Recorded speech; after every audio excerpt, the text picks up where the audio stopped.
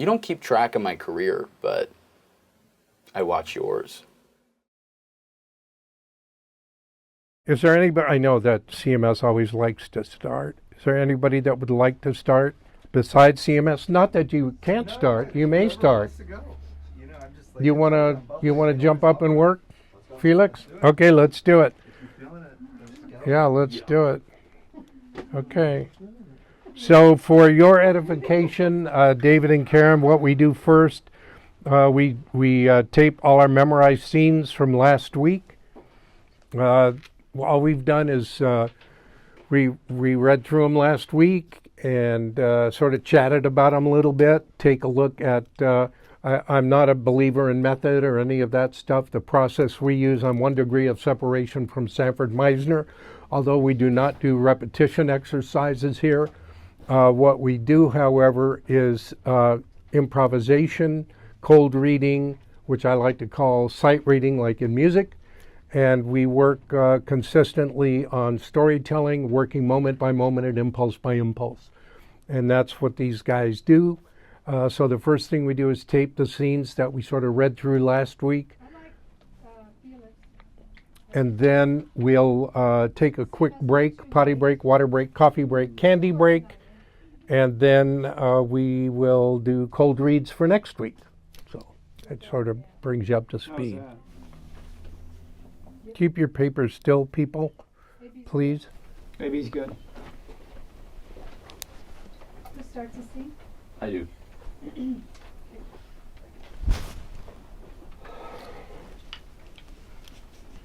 We're rolling. We have speed. We have a mark. Action. Hello, Howard. Hello, Peter. I was just passing by and thought I'd drop in. You know, I haven't seen you in such a long time. Did you know that Guy Francois made me his partner last week? No. You know, you don't keep track of my career, but I watch yours. Yeah, it's called Francois in Keating now, and I guess I don't have to tell you that Guy Francois is the leading architect in the country right now. No, you don't have to tell me that. Yeah. Remember how I told you once that I'd rise? Are you waiting for something, Howard? You were telling me about Guy Francois? Right, I was just telling you about something I had once predicted. You know, I hate to see you down like this, man. You remember how we started? And look at us now. How much more of this can you take? Why did you come here, Peter? Because we're old friends and I hate to see you beaten. Oh, I'm not. There's no use in lying about it. You haven't had a client in a year. Oh, you're wrong. It's been a year and a half. Right, and you might have a couple $100 left and then that's it. $14. Oh, and 57 cents. Right. And all those bills. I mean, this is an unpaid light bill, isn't it? Oh, no. No, that is a disconnect notice. Oh, and that's an eviction notice. Right. So how much more of that can you take? That's my concern, not yours. You know, you can pay me back whenever you want, by the way. You need it. Peter, no thank you. I don't need your help. But I want to help.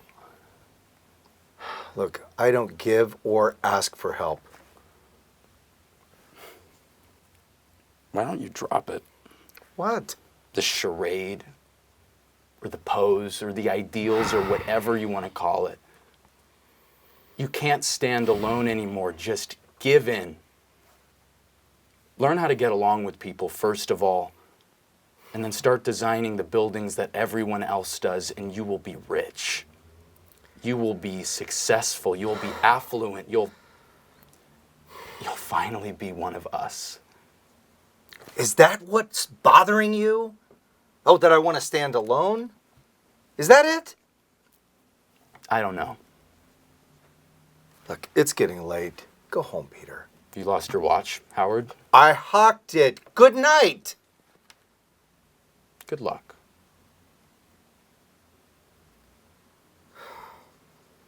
And cut. All right, how'd that feel?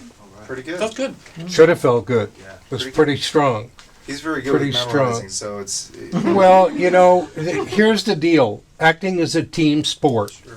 If you don't want to be an active member of a team sport, don't be an actor.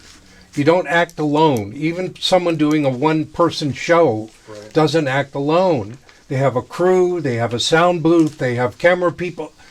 You don't do it alone.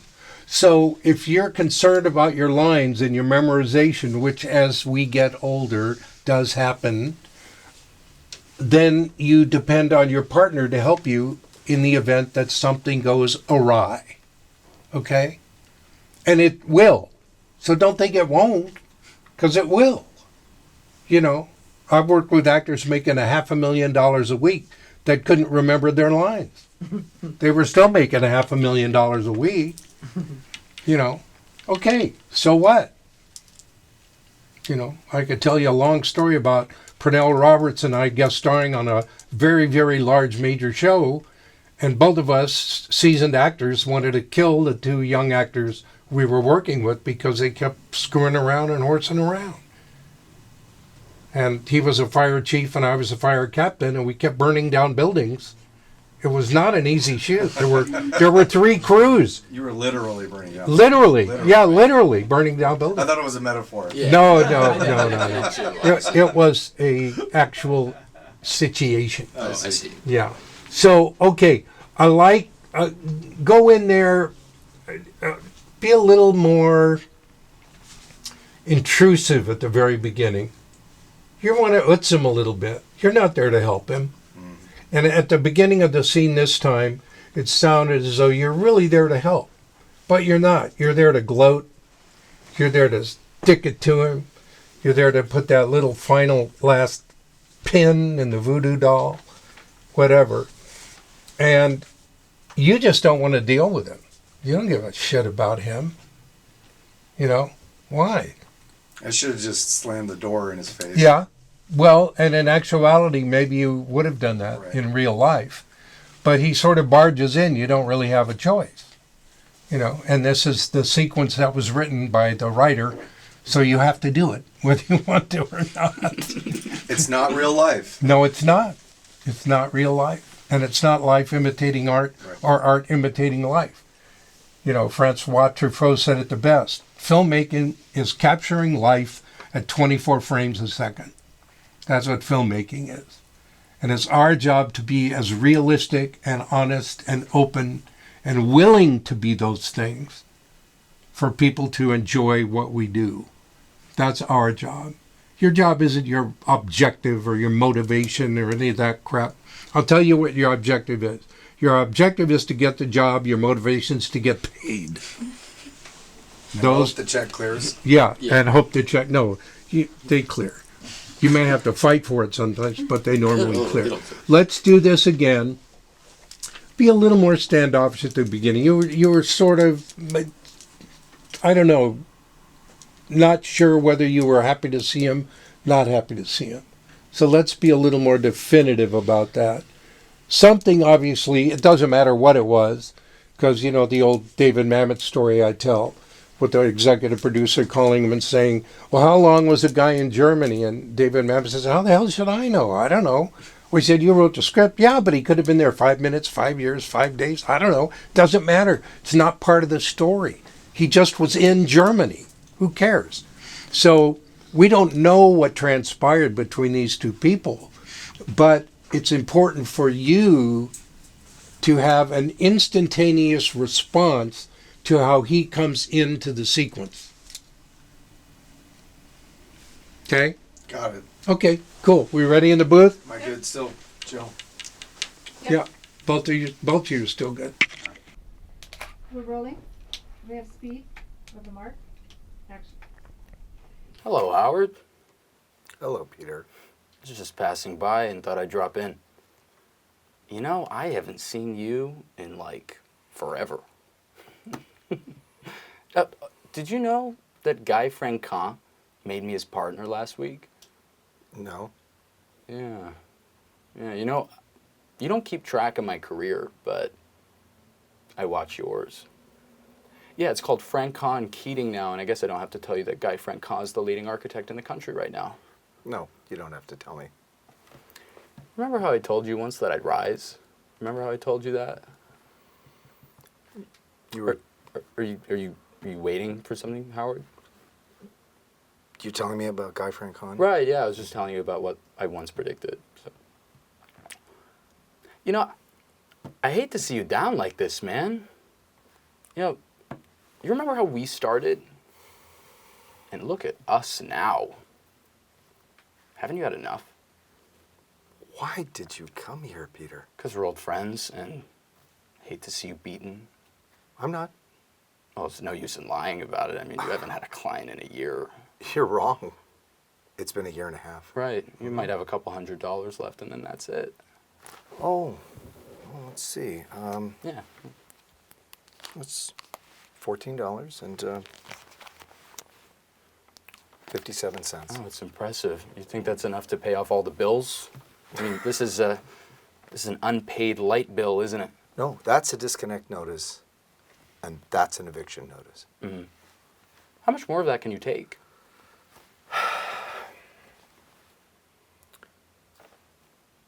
What's the reason you came here, Peter? Why are you here? Well, you know, I want to help, and you've given me a couple indications here that that'd probably be the best thing to do, but I No don't know. thanks. No thanks, Peter. I don't want your help. Thank you. You sure? Yeah, I don't give or ask for help, Peter. Okay. When are you going to drop it? What? This, the charade or the pose or the ideals. Look, you can't stand alone anymore. Just give in. Learn how to get along with people, first of all, because that's always been a weak point of yours. And once you learn how to do that, start designing the buildings that everyone else designs, and then you will finally be rich. You'll be affluent, you'll be respected, and you'll finally be one of us. I see. So that's what's bothering you right now is that I want to stand alone? Is that it? You know, Howard, I don't know. Yeah, Peter. You don't. It's late. Go home. Oh, right. Have you lost your watch, Howard? I hocked it. Good night. Good luck. See ya. Bye. And cut. There we go. There we go. Nice, nice, nice. So here's the thing. I say it all the time. Don't get sick of it. But the only way that the audience can be interested is if you are interesting.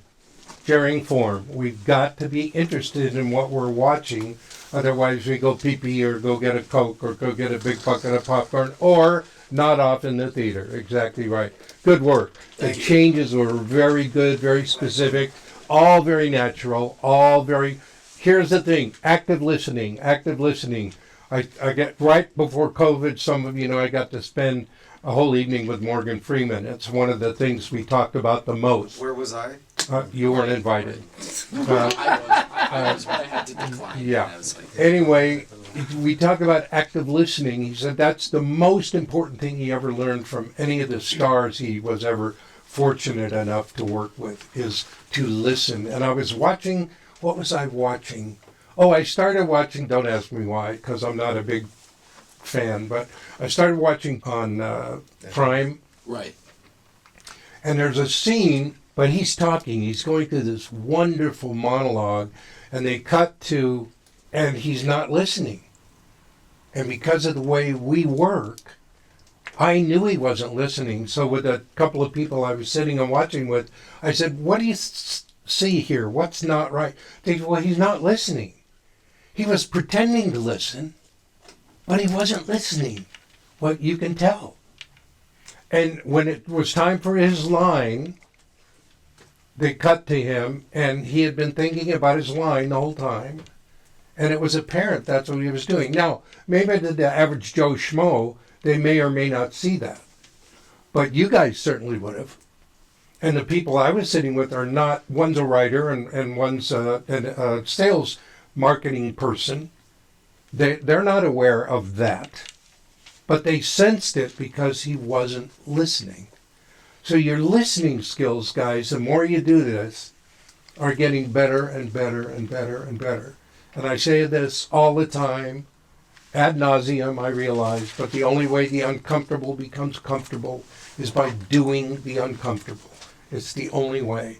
The reason Benji is a totally different person now than he was 2.5 years ago. Well, it's true. Just didn't want to be mentioned. It's true. Well, it's true because he's just a totally different person. So And when he's a star, he's gonna have a hard time hearing that. Now they're And- gonna have high expectations. well, and it's exemplified in his work. You get the bullshit out of the way, get yourself out of the way, and all of a sudden things open up for you. You know. So good work. Thank you, Brian. Good Thanks, work. Brian. No, thank you guys. Don't go buy a book about terms of the industry either. I'll teach those to you week by week. We'll go through all those terms. You need some help there, buddy? I have Bonnie Gillespie's book. It's pretty good so far. Bonnie's one of the only books about the industry that I would highly recommend. What book is that? Self-management for actors, yeah. It's really fabulous. And she's a very gracious, giving human being. She gives away a lot of her time and her energy. Then you showed Meisner's book the other day. I had read that one. I forgot what it was called. I think it'd be When you had it here the other day. Yeah, I think Jeannie borrowed it. Yeah. She's reading to find out what not to do. Yeah, I disagree. Well, he talks a lot about repetition. Well, that's what he based his whole thing on, and that's why my mentor and coach, Charles Conrad, broke away from Sanford and came out here and opened his own studio. But that's another story. All good things evolve. Oh, yeah. Okay, you guys ready? Cameras ready? And who starts? Who starts? Who starts? I do. Okay. We're rolling. We have speed. We have a mark. Action. Dad, what's wrong with Grandma? She's real sick, honey. Is she going to die? Everybody dies someday. I mean, is she going to die soon? Son, come here for a minute and let's talk. I don't want to upset you, but yes, she is going to die soon. But I don't want Grandma to die. Can't the doctors help her? They've done everything they could. For now, the best we can hope for is for her to be comfortable. She didn't even know me earlier today. When you get old, the body gets worn out and things stop working. The brain is just one of them. But I don't want Grandma to die. I don't want her to die either. She's my mother, and nobody can ever replace her. Mom died and little Mickey died. How come everybody I love is dying, Dad? How come all of the good people in the world are dying? I don't know. I guess God needs them in heaven to help him. So why is God taking away all the people I love? What did I ever do to make him mad? You didn't make him mad. You're a good kid. And besides, he hasn't taken everyone. I'm still here, and I'm not leaving you. Promise? I promise. Mom promised she would never leave either. And she did. She lied. And you're lying too. You're gonna leave me just like everybody else did. Not for a long, long time, I promise. I'm going to stay here and watch your kids grow up. I'm not going to have any kids. And that way they can't die.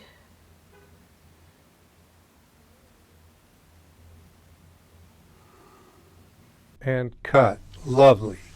Good for you. That one actually hurts. Of course it hurts. It's a painful piece. Of course it hurts. It's supposed to. If it didn't hurt, you wouldn't be human. See, that's what's so wonderful about this process. that Charles taught me and that I teach you. That's Charles Eric Conrad, for those of you that don't know. He was not only my acting coach for 12 years, but he was my friend and mentor for 40. And that's why this process is so wonderful, because it allows you to experience the pain that you would be feeling if you're actually going through the situation. You don't have to fabricate anything. I'm sorry, what? Yeah, but just this character lost his mother and his, I don't know who Mickey is, but It's his brother. Mickey's his brother. So he lost his mother and his brother, and now he's losing his grandma. So you can allow yourself to feel a little bit more pain if you want to on this second time, okay? Don't hold back. I want to compliment you, not one upread tonight. Not one. Not one. Good for you, kiddo. You know, we've been working on that, fine-tuning it. They're all little things we work on. You all know I do not believe in constructive criticism. I think it's an oxymoron. I don't think you could build something up and tear it down at the same time. But what we can do is, because we tape everything and we look at everything and we see everything and we send you free copies of everything we shoot here, we can evaluate, we can see what's working, what's not working, what you're hiding from us. See, in theater, and I love theater, don't anybody say I don't love theater. I've done theater my whole life.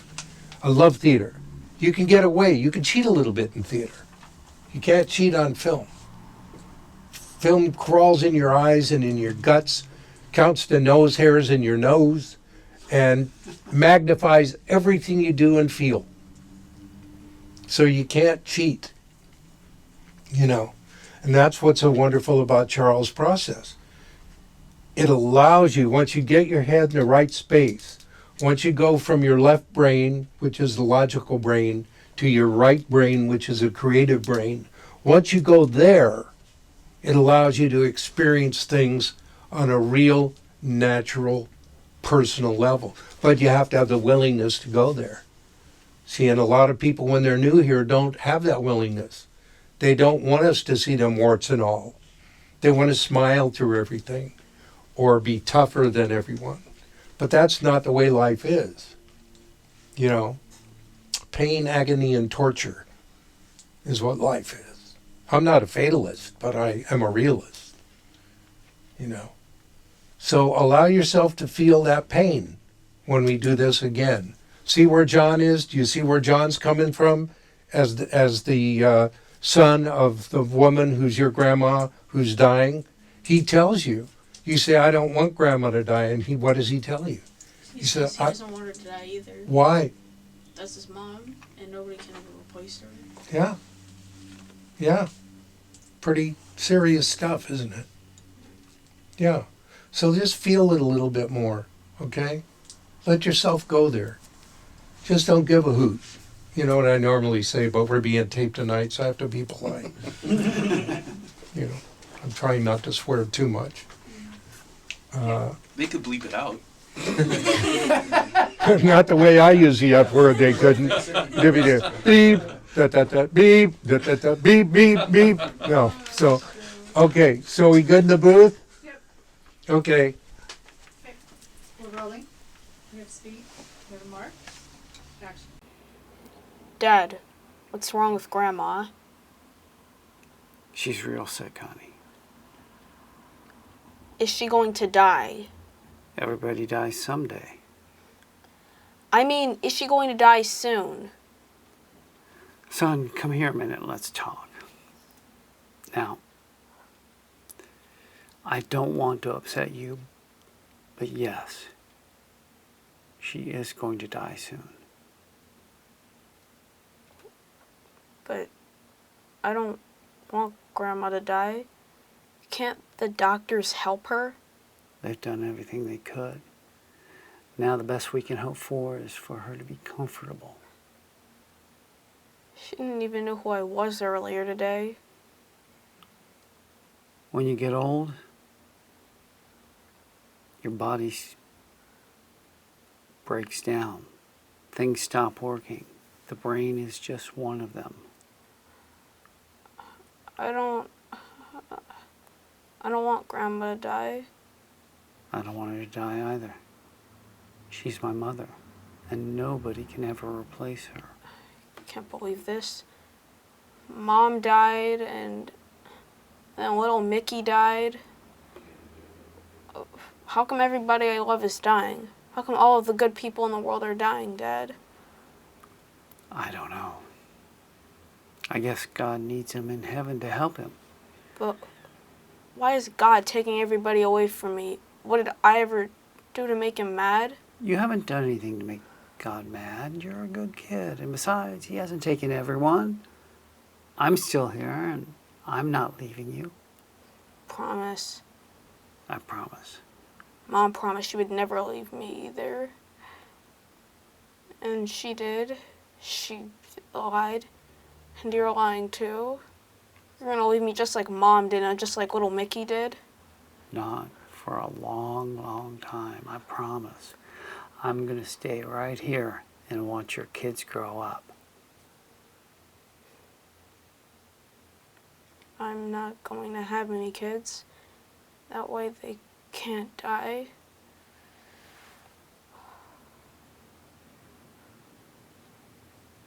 And cut. Oh, nice. Really lovely. Yeah, good work. Good work, Blake. Really good. Yeah, nice, Mr. Keating. Thank you. Really super, super. Let's do Andrea and Beju. Oh, I'm just gonna get Oh, I started. You still do the cold reading, right? Can you zoom out? Like every day. Yeah. Yeah, I I started. tried. Yeah. What did Yoda say? There is no try, there is do and not do. And anybody that doesn't cold read aloud 30 minutes every day gets doo-doo. That's how I read novels, because I can never read anything. That's right. I started reading 1984. It's actually really good. I'm cold reading that now. George Orwell. I'm like, why haven't I read that before? Yeah, it's a great book. It's really good. Remember, guys, readers aren't leaders, but leaders are readers. Harry Truman. Want to be a leader in any field, you got to be a reader. I mean, it's so good that the 30 minutes are like, the thing, my bell rings, and I'm like, You're oh. like, what? And I keep on reading it. Good, good. You time your reading. That's good. How are we in the booth? Good. Who starts? Oh, I start, yeah, of course. We're rolling. We have speed. We have a mark. Action. You know what I admire most about you? I don't know. Is it my brilliant mind or my gorgeous, insatiable body? The way you're so goddamn cheerful. The way you did the cartwheels today, fantastic. Nothing to it. See, the air was champagne and it made me drunk. It's not that easy, Chrissy. People are different. You're just so open to people, everyone. I'm not that way. I've got walls built around me. Why? Why not just treat them down? Well, I mean, it's not that easy. A lot of fucked up things happened to me when I was a kid. A lot of fucked up things happen to a lot of people when they were kids. Maybe so, but I've learned to tune things out. Not let people too close. I mean, work is great. I'm great at work, but people hurt you, and what you don't feel can't hurt you. Okay, see, that's what's wrong, Philip. It's not feeling what hurts you. You've got to learn to open up. You've got to learn to love people. You've got to love stupid people, bag ladies, winos, dirty old men. And I know how it may sound, but they're people, they're live. That's the greatest thing in the universe. It's so beautiful and sacred, and it's free. It's all around us. Just dig it, wallow in it. Wow. You're so damn great, Chrissy. Okay, see, I don't understand you. I really don't. I don't understand this thing with you and your grandfather. Well, why can't you just forget the old fart already? It's like a family curse or something. Jeez. It's hard to explain my grandfather. My grandfather is Texas. I mean, he thinks he could buy anything he wants. He tried to buy me once. And what he can't buy, he wants to destroy. Does that make sense to you? Not really. He destroyed my father. No, wait. He crippled him. You shouldn't ignore Wade. You either love him or hate him. And what about Jenny, cheerleader? Why can't you just forget about her? Oh, Jenny. Well, Jenny's special. Even if I never saw her again, she'd still be special. Oh my God. Look, she dumped all over you, okay? Just quit mooning about her. I'm sorry, Chrissy. You're wonderful. Come on to bed. Maybe some good, healthy sex will bring you back to your memories. So, Oh, wow. let's go. And cut. There we go. Lovely. Good for you. Your English. Do you realize how much better your English is now than it was 6 months ago? Yeah. Man, there's just a huge difference. And just by doing it, cold reading aloud every day, you do have the exercise that I gave everybody, right? I do. You doing that? Now, I have a lovely gal from Brazil, Portuguese, who's working on that exercise with me and doing a fabulous job. And Vasily, of course, has worked on it for months since he's been here. And it just shows. So you're working real hard at it. Good for you. Thanks. That's a lovely work. Lovely work, Beju. Okay, it's a lot of crap. No. I was like, that. There's no cussing in this. Why did I say that? Oh. Well, I don't care because I haven't said the F word tonight. You thought you'd fill in for me. No, it's just. I know, and It's not even the word. because you said it, I said it too. Yeah, we have an F quota tonight, so Okay. we're meeting it. Blake, you be quiet. No F word for you. Although you did say it one night, which was quite a wonderful. It warmed the cockles of my heart. Well, he's a big boy. He's in middle school. Yeah, he's heard that word before. Yes. Several times a day. Several times a day. Wow. Dad, stop talking like that around the kids. English class sometime. Okay, good. All right, let's do it again. No, I like what you did. Just change it up. Just give me a different read. You know? Okay.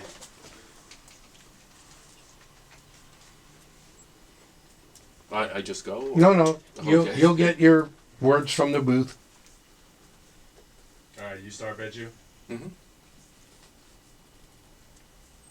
We are rolling. Take your own action. You know what I admire the most about you?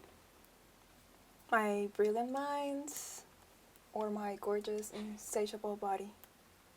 The way you're so goddamn cheerful all the time. The way you did those cartwheels earlier on. Fantastic. Nothing to it. You know, the air was champagne and made me drunk. It's not that easy. People are different. You're so open to people, to everyone. I'm not that way. I've got walls around me. Why though? Why not just tear them down? It's not that easy. A lot of crap happened to me when I was a kid. A lot of crap happened to everyone when they were a kid. Maybe so, but I've learned to tune things out, not to let anybody too close. And work is great. I mean, I'm great at work, but people hurt you. You can't be hurt by things you don't feel. That's wrong, Philip. That's not how it works. You've got to open up. You've got to learn how to love people. You've got to love all those winos and stupid people and bag ladies and dirty old men. Because they're people. And they're life. And that's the greatest thing in the universe. It's beautiful and it's sacred and it's free. It's all around us. Dig in it. Wallow in it. Wow. You're so damn great, Chrissy. I don't understand you.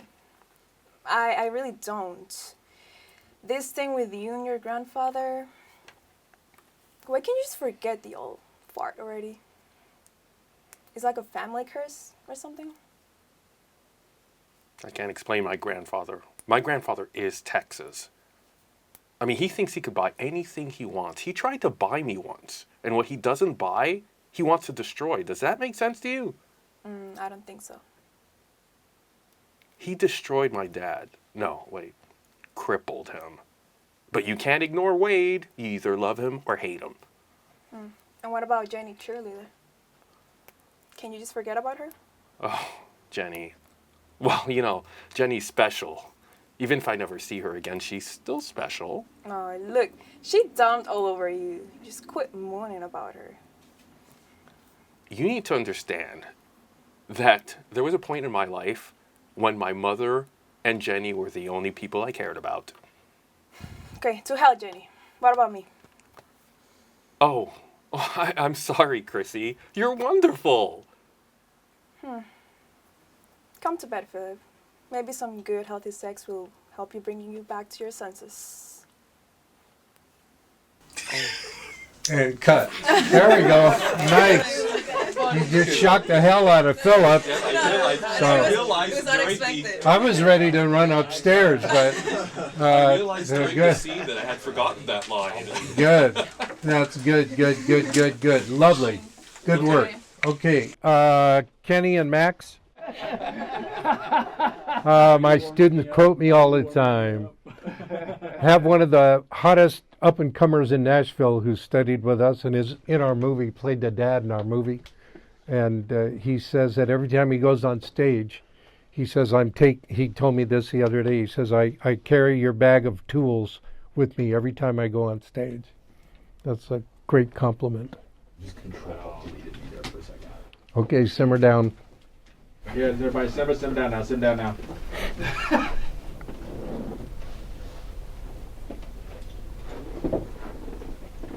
We are rolling. We have speed. We have a mark. And action. Of course you resent it. But you should know there's a simple way to silence all these unjust criticisms. If you were just to produce some accounts and... Why should I? Why should I submit to the bullying of the diocesan's offices? Why should I open up private files so you can appease your obstreperous archdeacon, who is currently browbeating you into taking an undignified and undefying stance?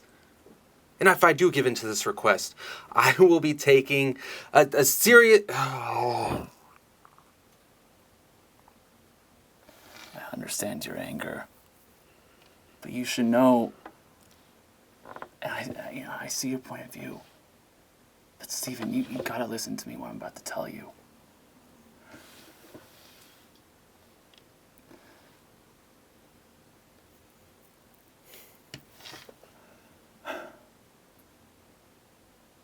Sorry, can we start over on that? I was not feeling that. I was not feeling that. That's okay. It's okay. Can I review my script really quick? Sure, don't get up. We'll bring it to you. I'm not. Just want to review this. It's all right. Sorry. Oh, that's okay. I got fired as script supervisor. What kind of a script consultant are you? Jeez, Louise. Don't quit your day job, there, buddy. Jeez, it's hard to find good help. It's all about rhythm. And, I know. Yeah. See, Karen, can you feel the love? Can you feel the love here? All we have is love. See, don't screw up again, damn it, Max. No.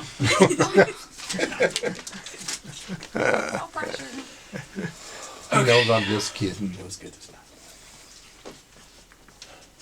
Focus, guys. Take your time. Max obviously forgot the #1 lesson. Never break. Cough. Right. Yeah. Also, it is ridiculously warm in here. You are wearing a Well, you're wearing a wool jacket. What the heck? You have a hole in your armpit or something? You don't want us to see your shirt or what? Go back in your hole, Alex.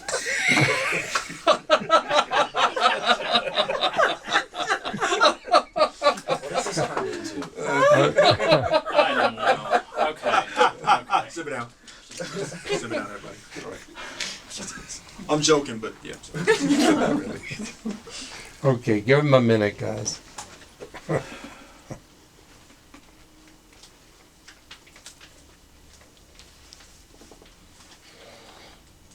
We're rolling. Take your own action. Of course you resent it. But you should know there's a simple way to silence all these unjust criticisms. If you were just to produce some accounts, then... Why should I? Why should I submit to the bullying of the diocesan offices? Why do I need to produce files, private files, just so you can appease your archdeacon who is currently browbeating you into taking an undignified and undefied stance? And if I were to give in, I would be taking the most dangerous precedent. Now, believe me, the canons will have my back up the hilt in asserting the dean and chapter's ability to withstand any interference from the archdeacon or any of his ordering of the cathedral's affairs. I understand your anger, and I see your point of view. But Stephen, please, I beg of you, please listen carefully to what I'm about to say. I myself don't see any deliberate issue, but it should be a fact that anyone, even someone as financially adroit as you, can commit a mistake that proves expensive. If there is indeed been made a mistake somewhere along the line, please tell me right now so that I could give you my full support in sorting out all these consequences. I can understand where there be circumstances where talking to the canons wouldn't be in your best favor, but please know that I'm on your side with this. How extremely kind of you. But I am in no need of a confessor. I should also warn you that if you continue to persist in your refusal to cooperate with me, I shall feel obliged to make a visitation. Then make it. I hope you enjoy the moment when I present you with immaculate accounts. Yeah, that's a very irresponsible attitude for a senior churchman to adopt. Shouldn't you be thinking of ways you could best avoid unfortunate... No, shouldn't you? I don't understand this lust. This lust to play the grand inquisitor of the chapter's house is more than a little distasteful. You are only supposed to go around and be everybody's father in God, not prying into the cathedral's affairs like some fraud squad detective. Now, let me repeat, everything is fine.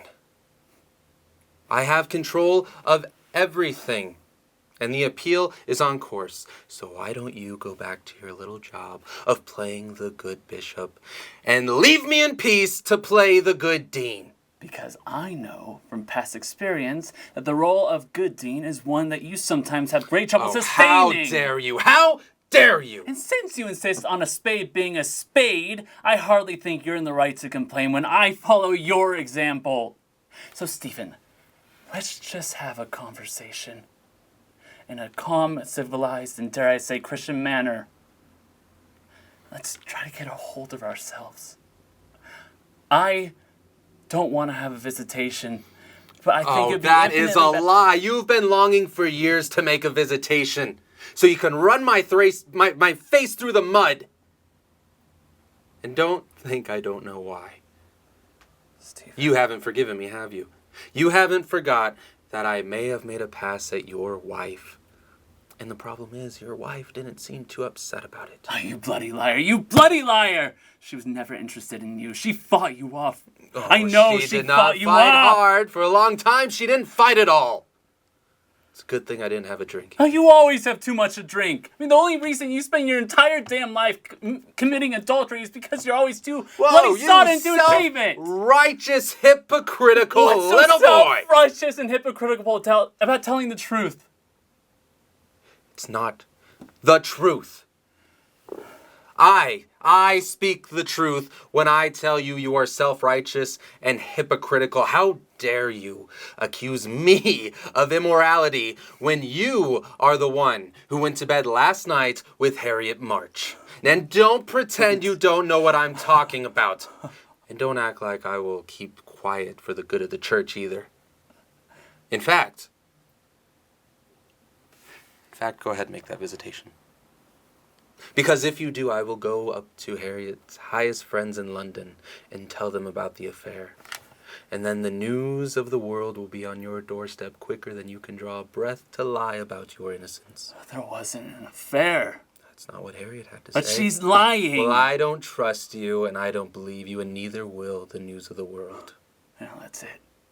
You just convinced me, without a shadow of doubt, that you are utterly unfit to be the dean of a great cathedral. I will force you out of Starbridge, even if it's the very last thing I ever do.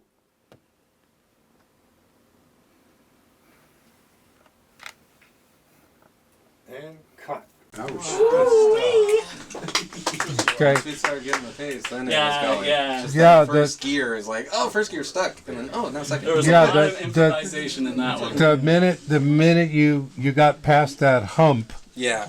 you know, that little hurdle, Yeah. it really started rocking. Yeah. And this is why I've never had an actor in 30 years of coaching get on a set for the first time and be uncomfortable.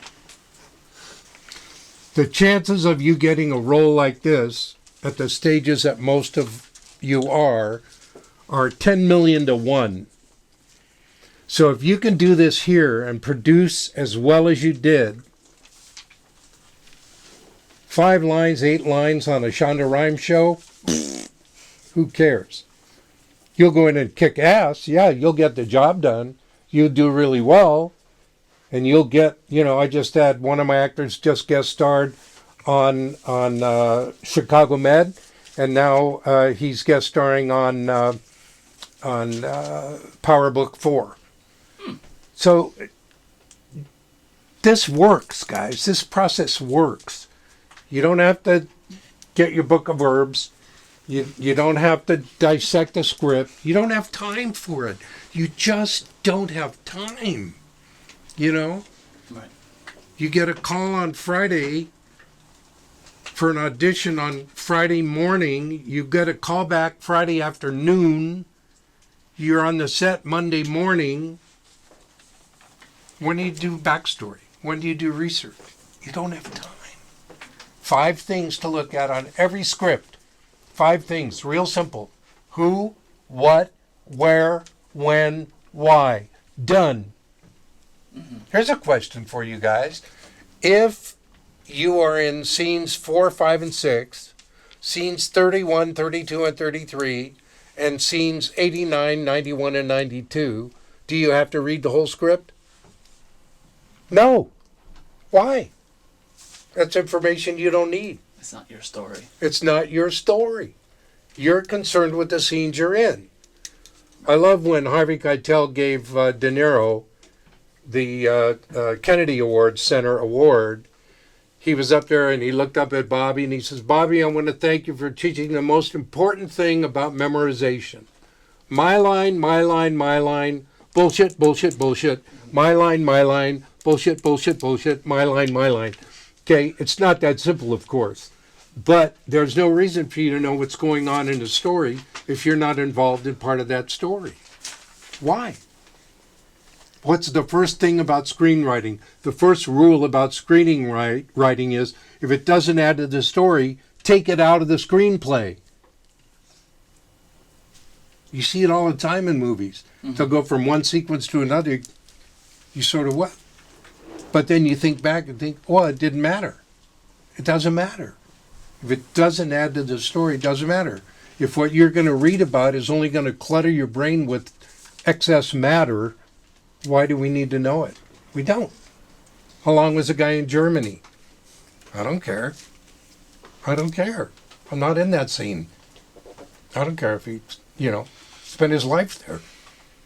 Okay, it's a ball buster, guys, and I doff my hat, but this is why we're here. This is why all the material we have is original material. And I purposely pull material that's going to be hard for you, that's going to take you out of your comfort zone, that's going to make you break down, that's going to keep you from smiling all the time. You're not my only smiler anymore. You don't smile. No. The smiling in that sequence was wonderful. But you remember you used to do that a lot. I have a beautiful gal in Wednesday morning who does the same thing. Not anymore. She did 6 months ago. She smiled through everything. I could give her a funeral sequence. She'd be smiling through it. She didn't want me to see what was going on inside of her. Well, you have to be willing to do that. You have to be willing to show me. You know, you guys were furious with each other. And it wasn't about the church, and it wasn't about money. It was about who f***ed whom. It's personal. It was personal. It was personal. And it became very personal for both of you in the sequence. And because it was personal, it became visceral for me. Okay? Yeah. Don't you cry, make me cry. Okay? We good in the booth? Yeah, we're good. That was really great, guys. Okay, Mr. Abner, you've got the con.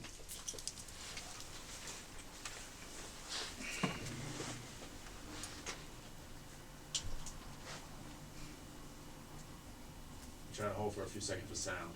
Holding for sound.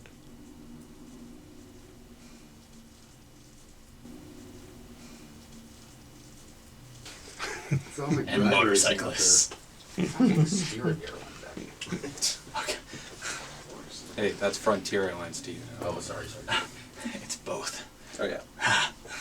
Spirited Frontier. I think we're clear now. Okay, take your time, guys. Focus a minute.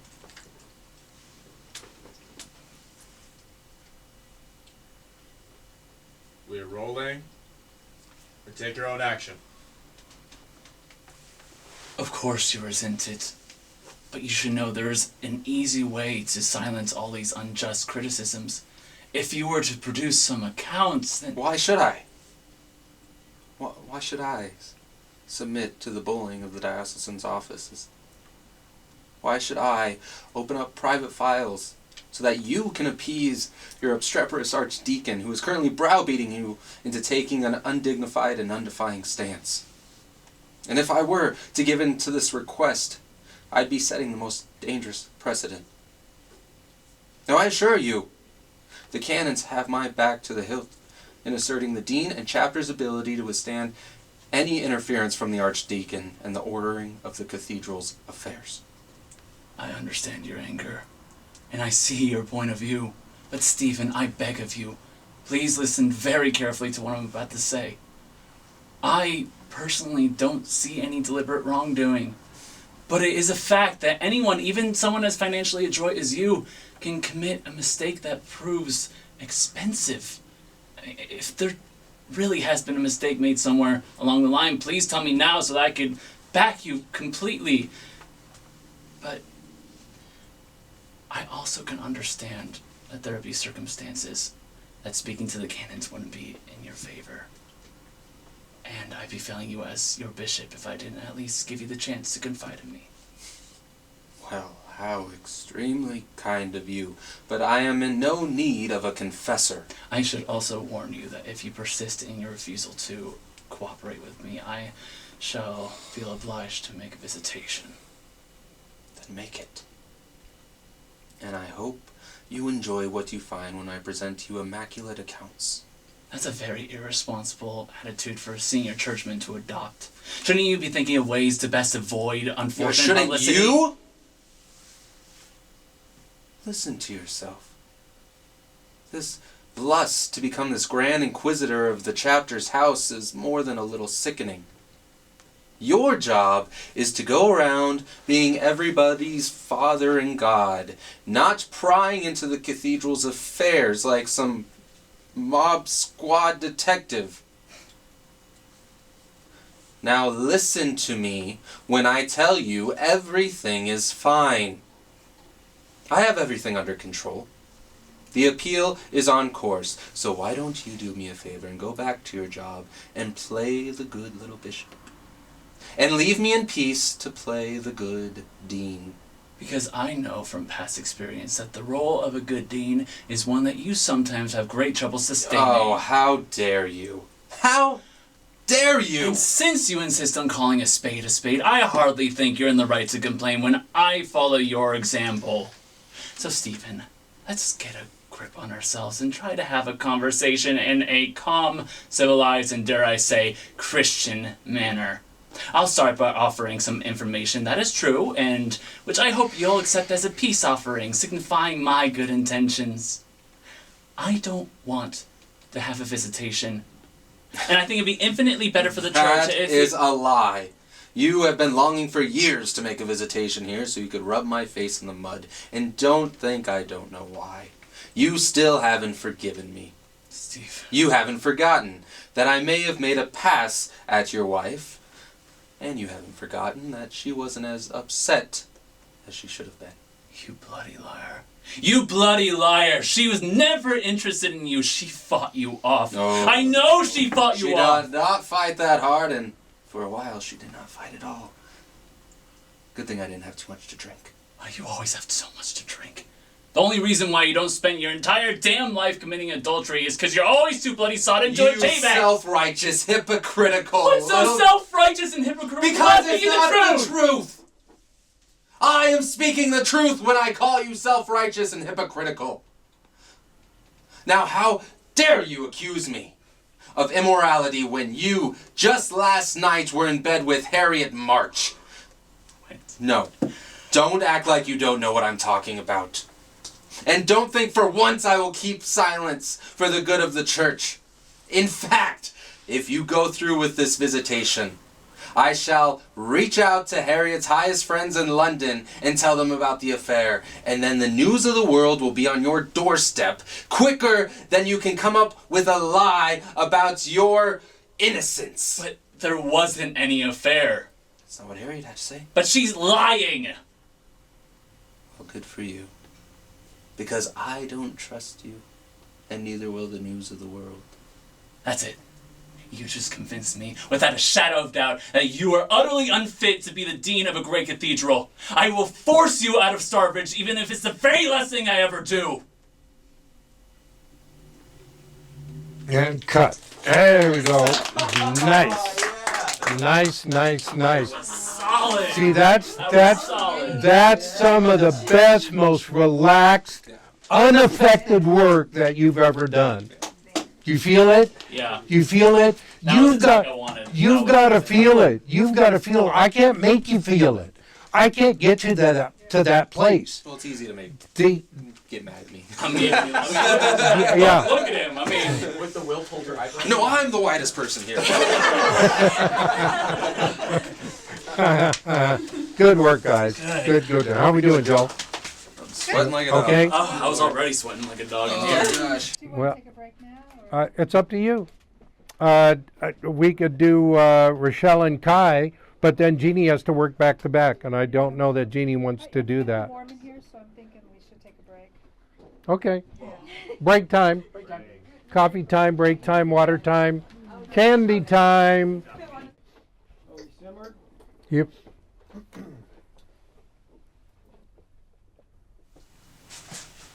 We are rolling. Sound is speeding. We have a mark. Action.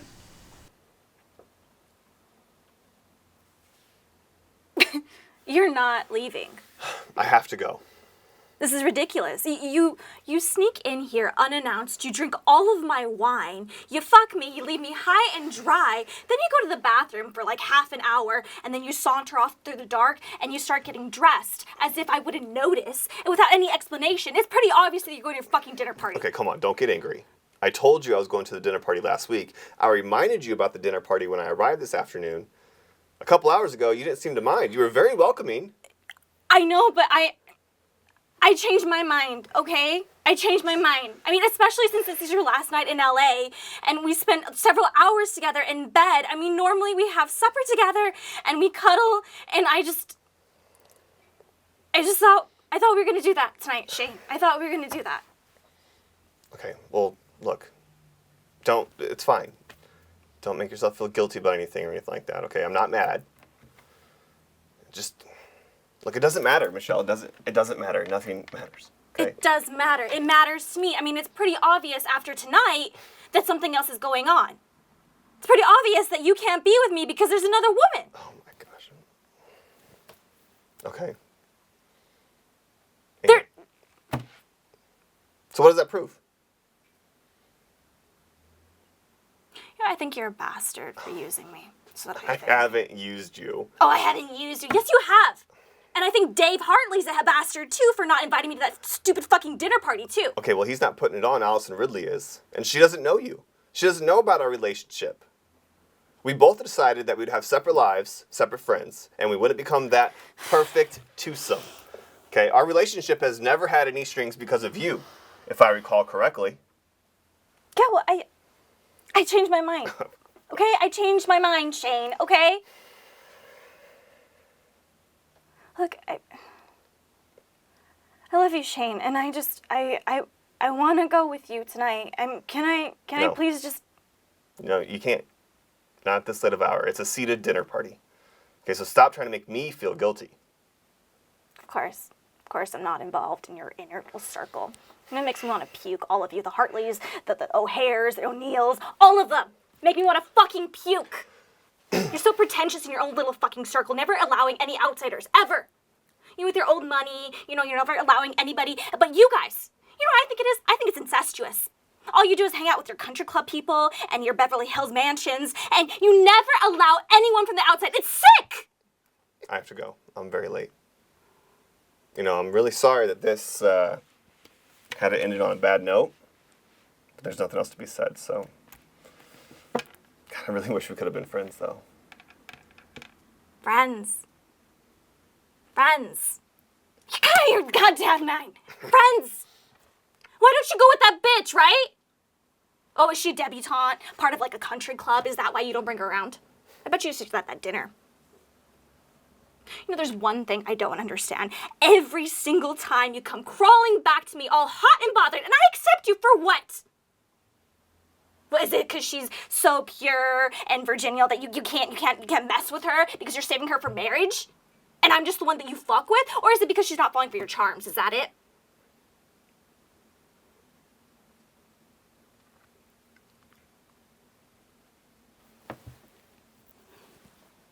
Great. I'm sorry. I didn't mean to speak out of turn. I didn't mean to be cruel. I just was really hoping that we could talk. I love you. I've loved you since the first time I saw you. I didn't mean any of it. I treasure every moment that we have together, and I just thought that... Bye.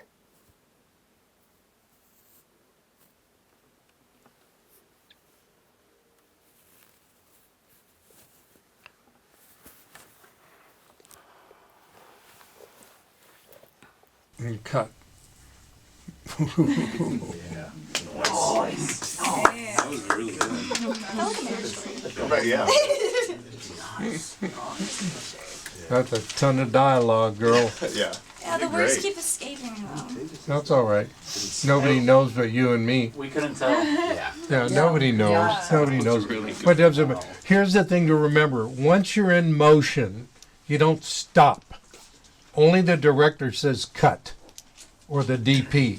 They're the only people that say cut. Actors don't cut a scene, Even William H. Macy doing his 8th or 9th season of Reckless, in the middle of a very dramatic scene, he went up on his lines and he stopped. He kept his attention and focus on his partner, because we know the key to this whole thing is, if you're doing it correctly, total concentration of attention away from yourself is a creative source of acting. He stopped, kept his concentration, said, "Line, please," and they gave him the line. He backed up 2 lines and picked it up, and they keep going. Keep going. The script coordinator will make a note. The director will make a note. They'll do a pickup shot. Don't you worry. That's not your... You don't worry about that. That's not your job. That's their job. Don't try to take their job to be mad. You do your job. Okay? So nobody knows if you drop a line. Trust me. I know. You know. Maybe your partner knows sometimes.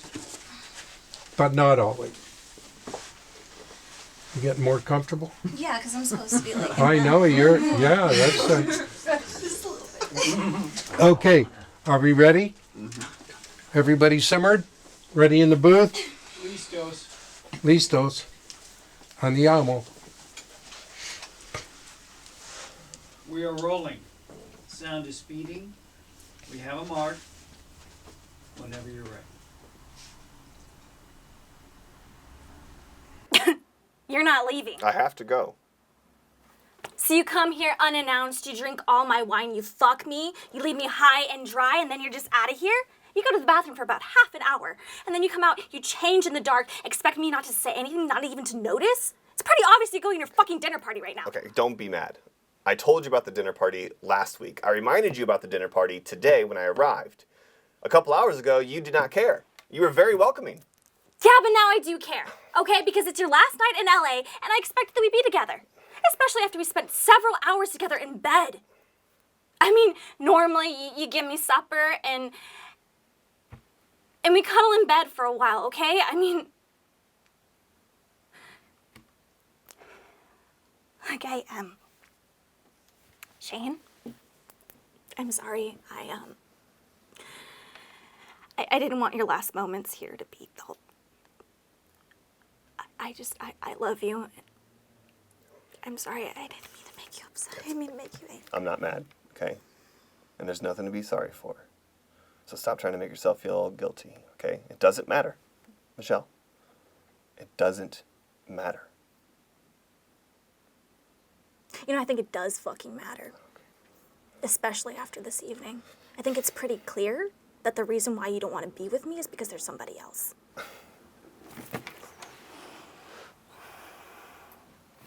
Okay. And that proves what? Proves that you're fucking using me, that you've been using me this whole time! I'm not using you. You're not using me, you're using me! Just like Dan Hardy. I think he's a fucking asshole because he didn't invite me to the dinner party. Okay, well, he's not holding it. Allison Ridley is. And she doesn't know you. She doesn't know about our relationship because we both decided to keep everything separate. Our lives, our friends. We didn't become that perfect twosome. Our relationship has never had any strings because of you, if I recall correctly. And besides, you never liked my friends until today, so... Because I changed my mind.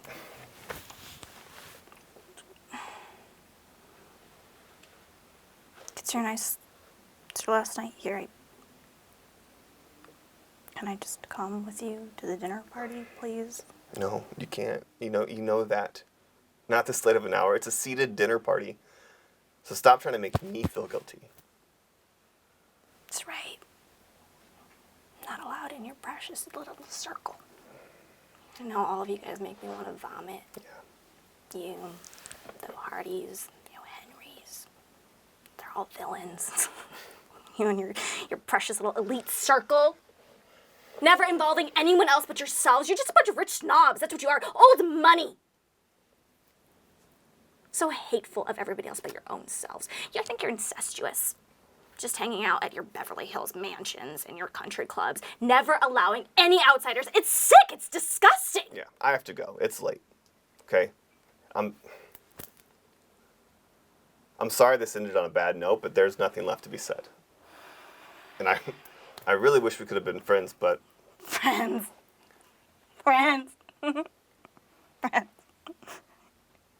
Get out of here. Leave. Go with your fucking girlfriend. I know she's at that dinner party. Go with her. Was she some debutante from some country club, some rich little family? Is that why you don't want to bring her around? There's one thing I don't get. Why night after night, I'm the one you come crawling back to. Is it because she's too precious to be deflowered? She's a virgin. You don't want to ruin her before marriage. Or is it because you just fall into your fucking games? She doesn't fall for your charm and your fancy clothes. Maybe she's more rich than you are.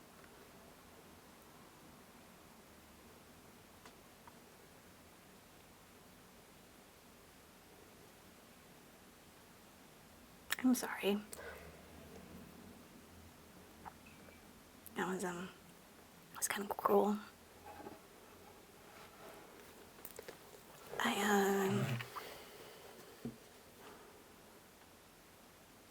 I love you.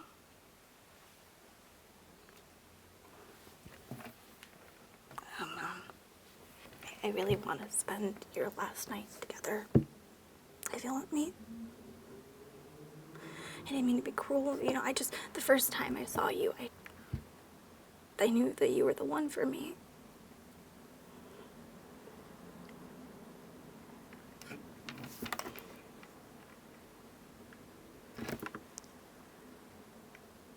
Cut.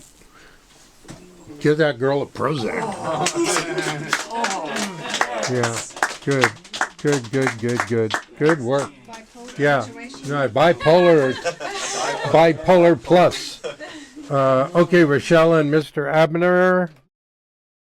We have speed. We have a mark. Action. The doctor said we could stay here in the chapel and talk. Okay. Sure. God.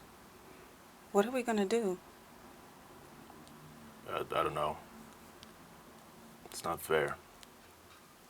None of it.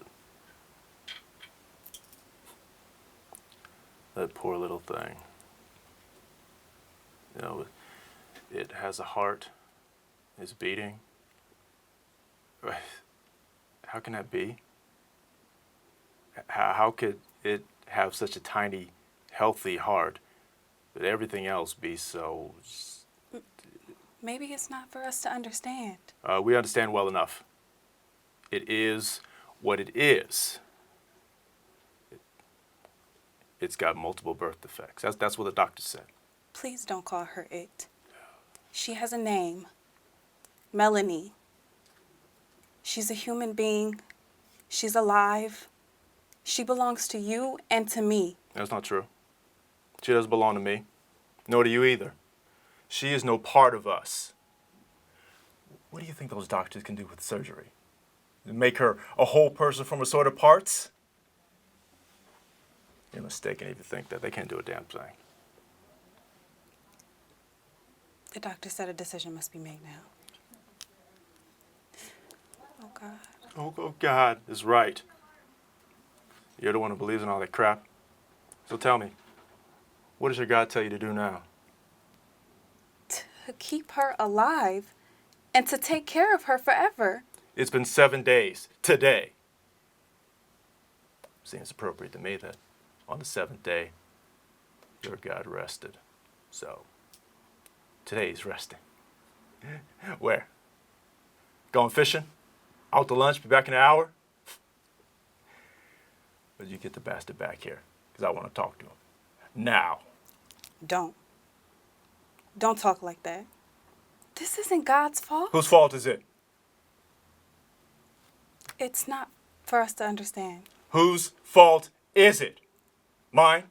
Yours? It isn't anybody's fault. I don't accept that. Please, just... You know, maybe we shouldn't have used birth control pills. Maybe you shouldn't have experimented drugs back in your college days. What? You heard me. Are you blaming me? Are you saying that this is my fault? You did drugs too, back then. Maybe it's your fault. I need to know why our baby was born like this. It's God's will. We must accept that. She's a special baby. There are special schools. No. Mistake. No, you know what? Honest to Christ, they gave us the wrong one. I can't deal with this. I'm serious.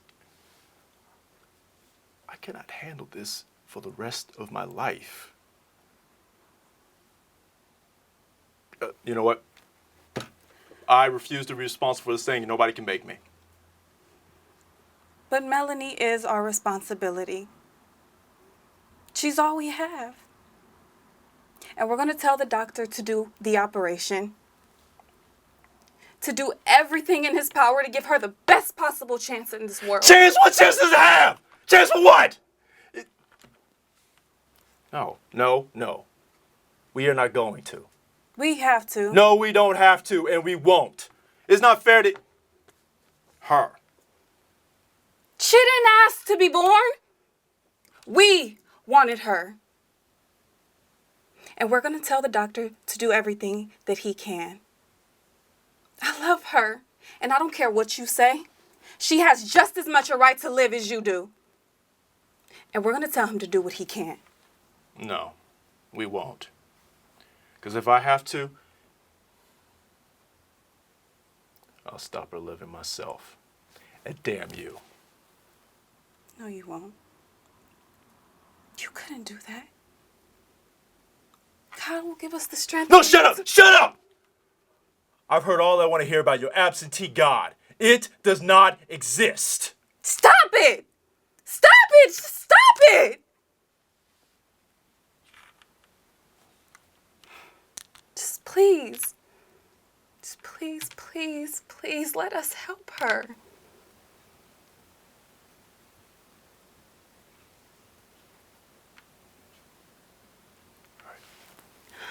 All right, wait, all right. It'll be all right, okay? I promise you. I promise it'll be all right, okay? Just, we will talk to the doctor again, okay? Just please. Please don't cry anymore. Hey, it'll be all right. And cut. It's all right. Just not got through it. It's very fun.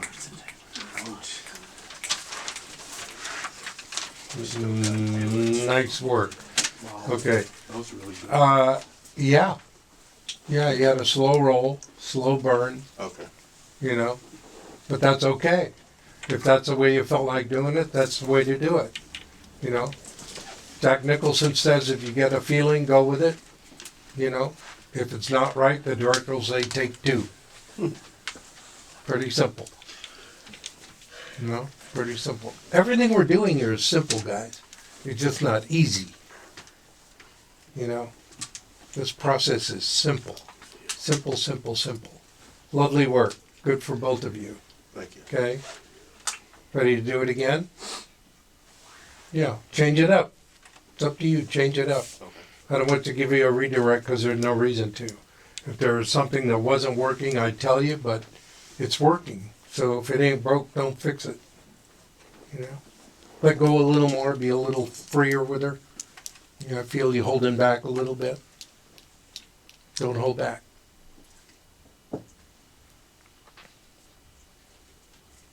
All right. We are rolling. Sound is speeding. We have a mark. Whenever you're ready. The doctor said we could stay in the chapel and talk. Okay. Sure. What are we gonna do? I don't know. It's not fair, is it? That poor little thing. It has a heart. It's beating. I mean, how can that be? How can it have such a tiny, healthy heart and everything else be so just,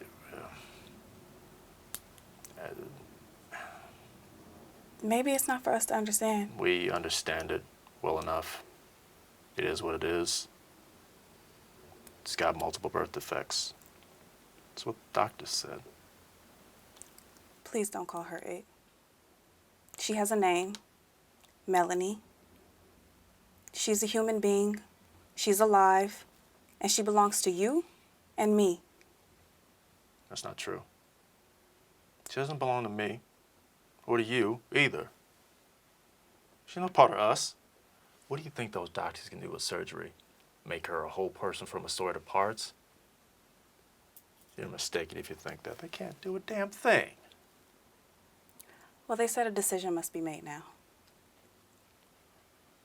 Oh, God. Oh, God is right. You believe in all that crap. What does your God tell you to do now? To keep her alive and to take care of her. It's been 7 days today. It seems appropriate to me that on the 7th day your God rested. So today he's resting. Resting where? Going fishing? Out to lunch? Back in an hour? Is that what he's doing? Well, you get the bastard back here right now because I want to talk to him right now. Don't. Don't talk like that. This is not God's fault. Whose fault is it? Maybe we don't understand. No, whose fault is it? Tell me. Mine, yours, what? This isn't anybody's fault. I do not accept that. Please. All right, maybe we shouldn't have used birth control pills. No, maybe you shouldn't have done all the experimentation with drugs during your college days. What? You heard me. Are you blaming me? Are you saying that this is my fault? You took drugs too, back then. Maybe it's your fault. No, I need to know right now why our baby is born like this. It's God's will.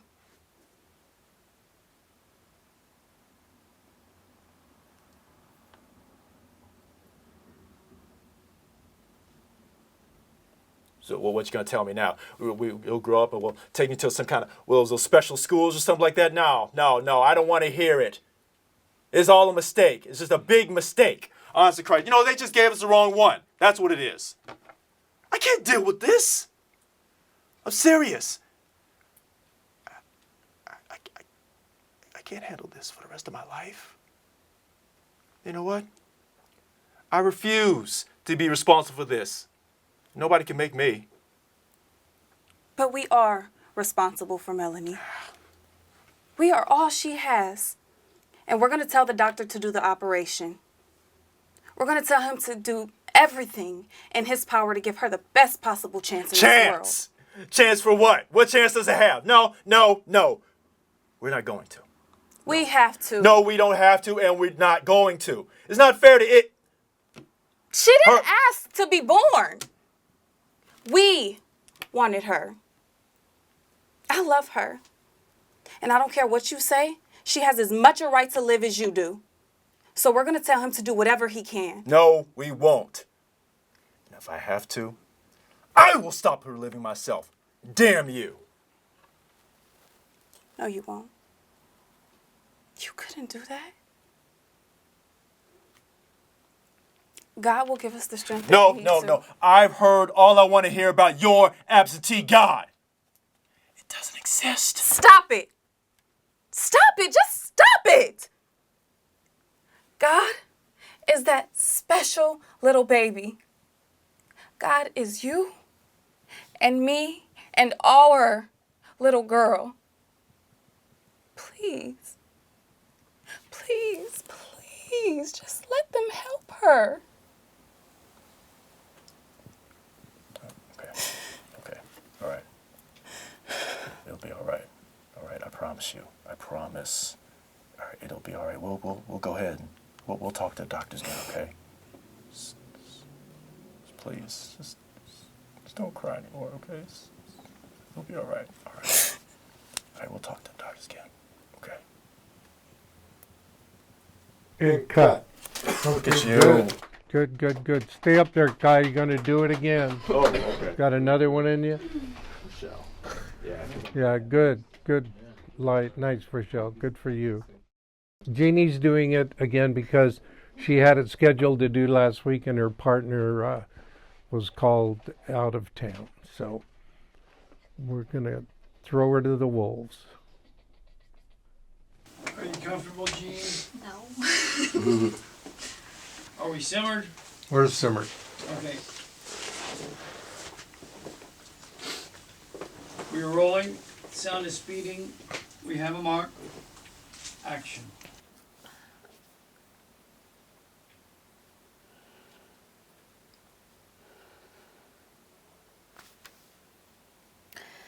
The priest said we could use the chapel to talk for a while.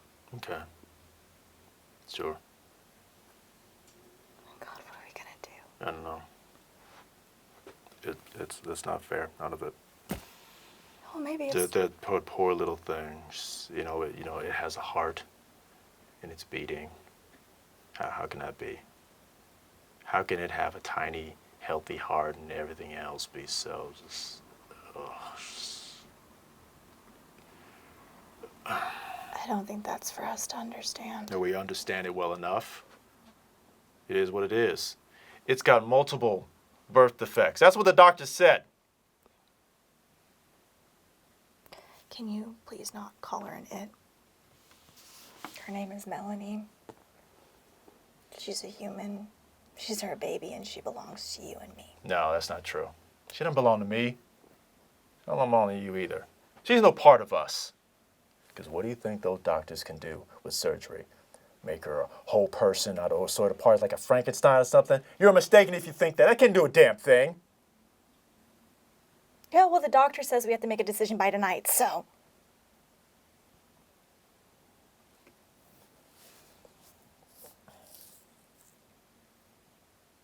I'm waiting for you to hear all your pontificating, blabbing about God, because you don't want to believe in that. What does your God tell you to do now?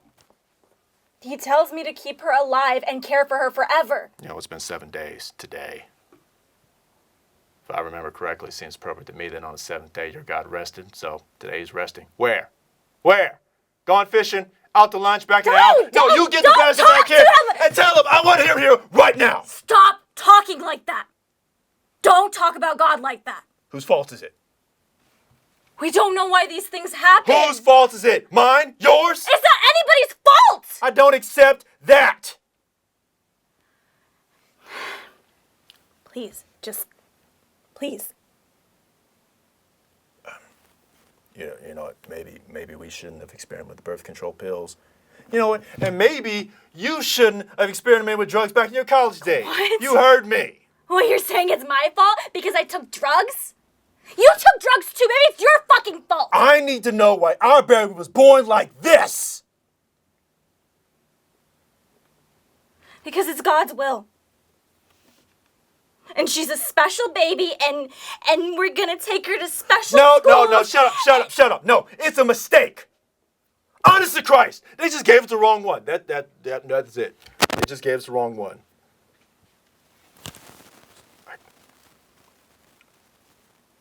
I can't deal with this. Look at me. I'm serious.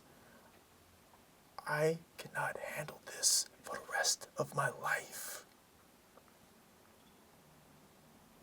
You know what? I refuse to be responsible for it. Nobody can make me. You know what? Yeah, Melanie's our responsibility.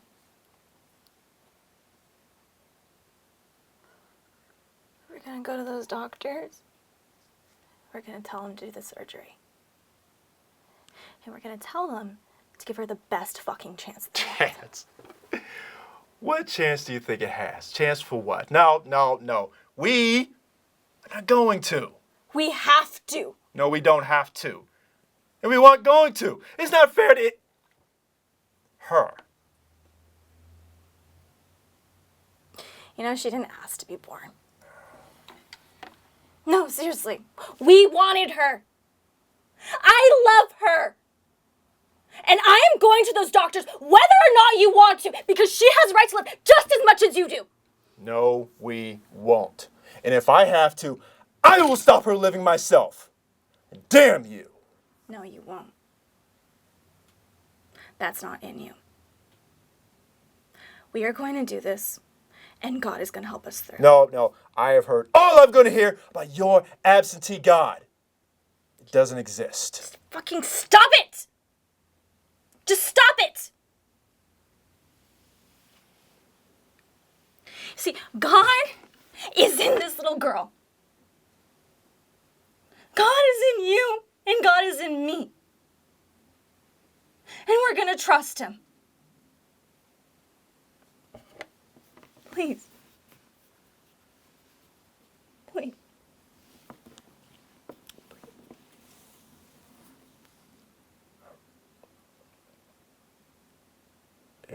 It'll be all right, okay? I promise you. I promise. It'll be all right, okay? We'll talk. We'll talk to the doctors again, okay? Just please. Just don't cry anymore, okay? It'll be okay. And cut. Oh, okay. Okay, good. Okay. Yeah, okay, that's it for taping, guys. Let's cold read. Okay, simmer, please. Mr. Keating asked for simmer. They were done by the late 90s. All right, whenever you're ready. How the fuck have you been? Great. Why is there no furniture here? Tim is moving. Thanks for returning my phone calls, you dick. Sorry, I've only been back for like 4 days. And I don't know, but I've been looking for you. Well, here I am. What can I do for you, dude? What have you got? What did you take up there? Well, an art course and a writing course. And this music course. Music course? Did you write any music? Yeah, a little. Hey, I got some lyrics. Write some music, we'll make millions. Millions of what? Are you going back? Are you gonna stay and play in LA? Where? Jesus, to school, you jerk! I don't know. I suppose so. You suppose so? Yeah. Cute scarf. Real cute. Guess Blair still likes you. I guess. You guess? You guess? It's good. How about a gram? Here you go, dude. Keep your money. Christmas present, okay? Thanks a lot, Rip. I think you should go back. Don't fuck off. Don't be a bum. Like you? Like me, dude. I don't know if I want to. What do you mean you don't know if you want to? I don't know. Things are different here. Listen, you've got a long vacation, don't you? A month, right? Yeah, 4 weeks. A month, right? Think about it. I'll do that. Okay, good. Short and sweet, but you know, if you do a piece, simmer please, guys. You do a piece like this on a hit TV show, you do a short scene like that. Remember, no small roles, just small actors. You can't have stinking thinking, you know? Do the gig, do a great job, do your best, commit the rest, forget about it. Okay. Yeah. You know? Yeah, good. There's a lot in this piece. So don't ever look at a 2.5 or 3-page piece and don't think, oh, I mean, I have never thought that. I know. Never. Not even for a microsecond. It's a reminder for everybody, you know. It's just a reminder for everybody. Okay, Blake, you wanted to work next? Blake and Kenny? I don't give you line readings and I don't tell you what to expect. That's your job. You bring your soul to the character. That's why they hired you. They hired you because when you auditioned, you gave them something that they were looking for. You know, don't go there to please them or anything. Go there to, Pacino says, act. It's your chance to act. Go there and kick ass. You know, don't give them what you think they want. You know why? They don't know what they want. You know, if I was up for a role in a feature film that shot in the Midwest a couple of years ago, and I'm white-haired, white-bearded, and 6'3", and they went with a 5'2" Chinese guy, obviously they didn't know what they were looking for. And I know my audition was very good because the director told me it was very good. So they don't know. They don't always know. So you can't take anything personally. It's totally subjective, you know. If you're a blonde and a beautiful woman and you go to an audition and the director's ex-wife is blonde and beautiful and he hates her guts, you're not going to get the role. Is that fair? No. Is life? No. Okay. There you go. I learned something new today. I learned that in 1905, $100,000 was $100,000, but today it's the equivalent of $3 million. So when the Rockefellers and the Kennedys and all those people were doing illegal shit to make all their millions, it was because that's how much that money was worth then. Stop and think about it. And a loaf of bread was a nickel or cheaper. Are we ready? Ready. Ready in the booth? We are totally ready. Okay, cool. Listos. Anytime you two are ready, take your own action. And I start. John. Thank you, Kenny.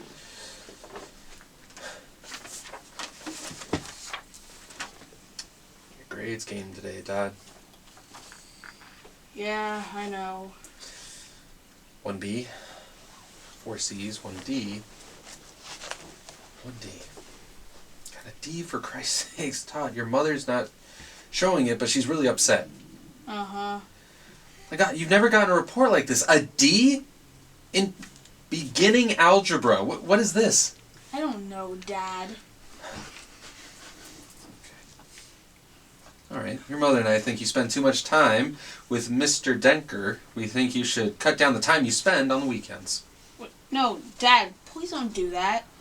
I mean, don't punish Mr. Danker for something that's my fault.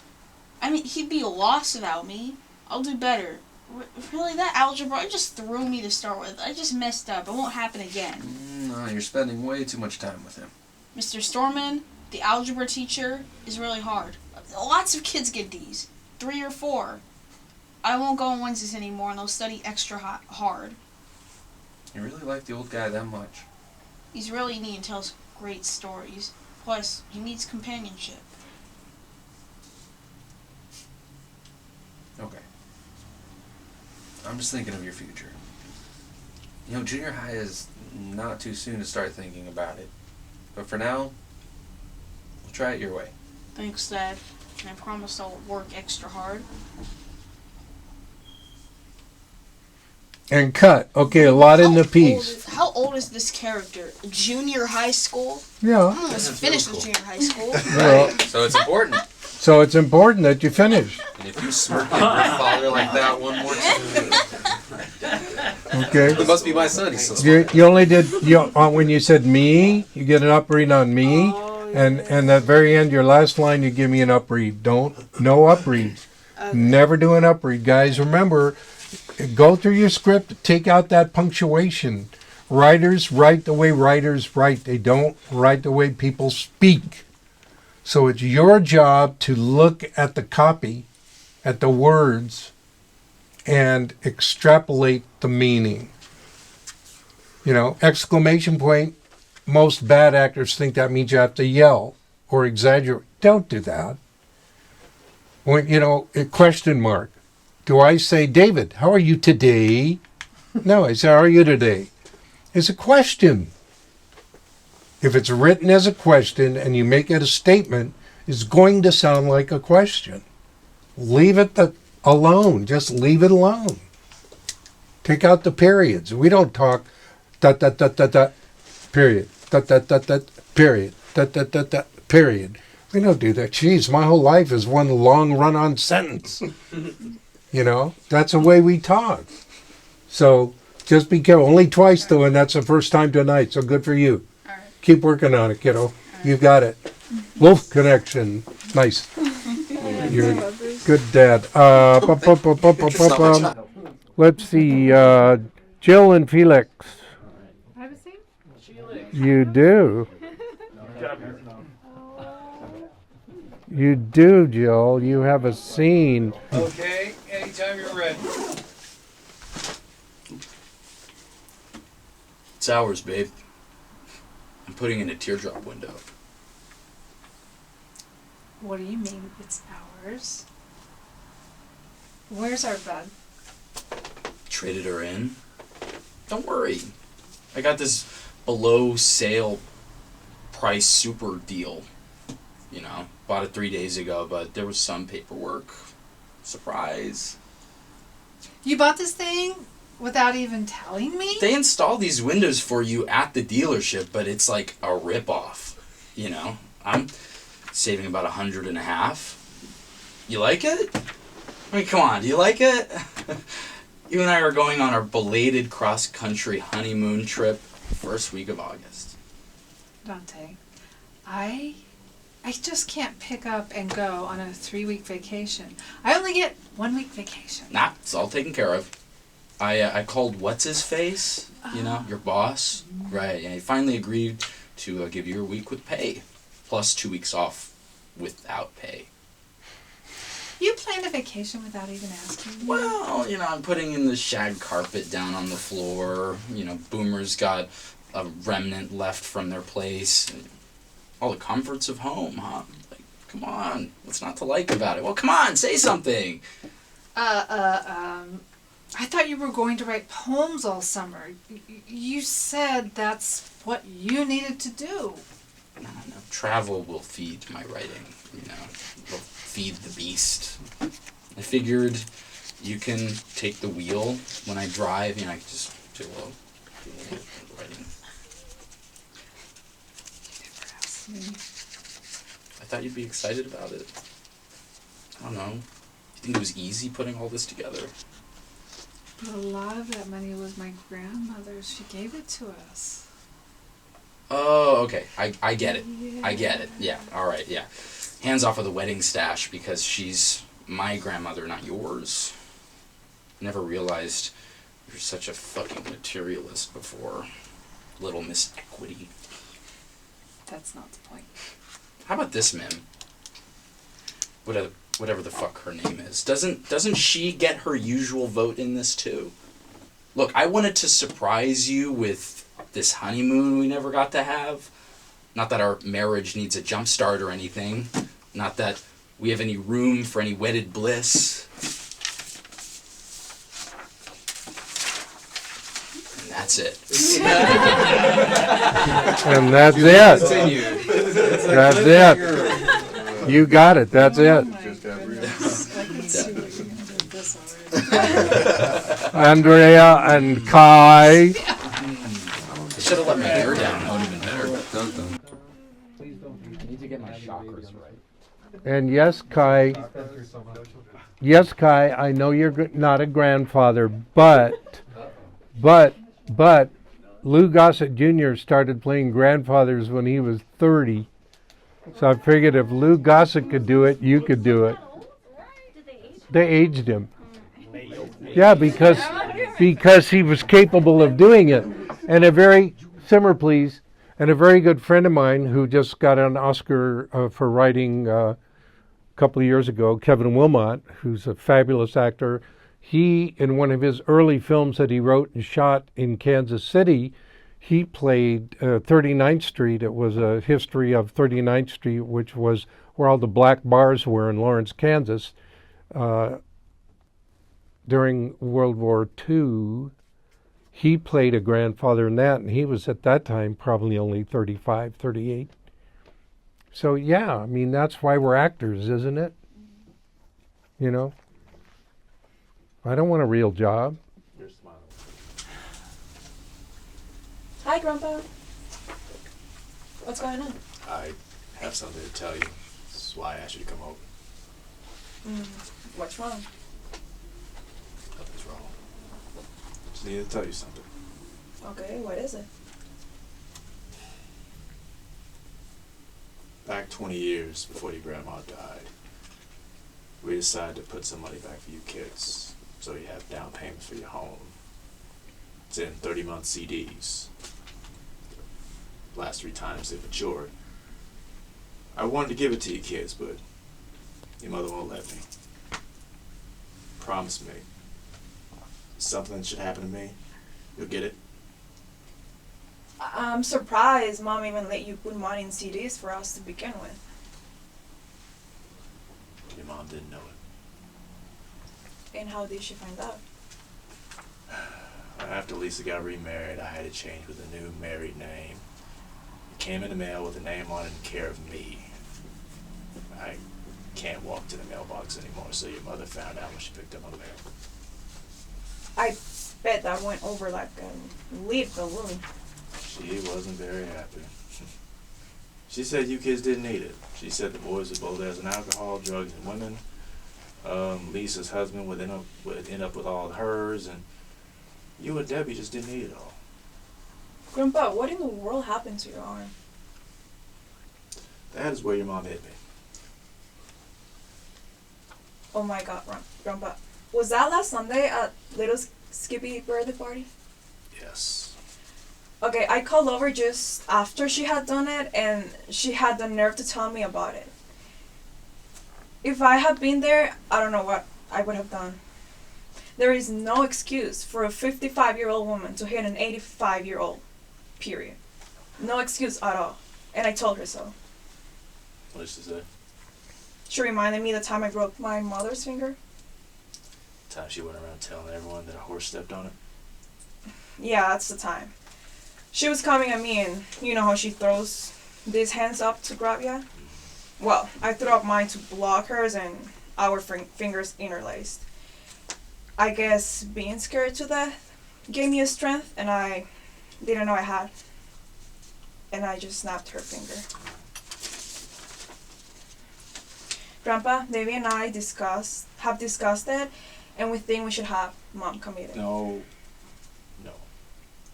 I don't want to cause any trouble. Your mom goes to the grocery store for me and picks up my mail every day. I don't want to stir up anything. I've already forgiven her, but I'll never forget what she did as long as I live. Okay, Grandpa, but if it happens again, you won't have any choice. We will have her committed. She beat us kids every day of our lives. And she's not starting on you. She's dangerous, Grandpa. I don't think you should know how dangerous. Okay, there's a lot in this piece, so when you memorize it. 85, huh? Yeah. Yeah. You can do it. You can do it, man. You can do it. I know you can do it. Yeah. 2 things. Lead balloon. Lead. Yeah, lead balloon. And then when Jill sends you the material that you did tonight, your earlier piece that you did with Mr. Biju, look at in take 1, look at where you talk about wallow in it, dig it, and look at the difference in your transition to second take on those same lines. Because it's really interesting. I want you to see the difference in the take 1 and take 2, just in that sequence. Okay? Yeah. You see, and tell me what you see. Okay? Good. Let's see, Rochelle and Mr. CMS. Dr. Zimmer, whenever you're ready.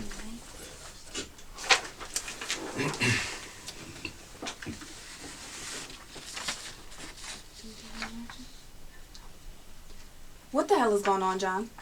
Janice, you're trembling. I knew that funeral last week must have been unbearable for you.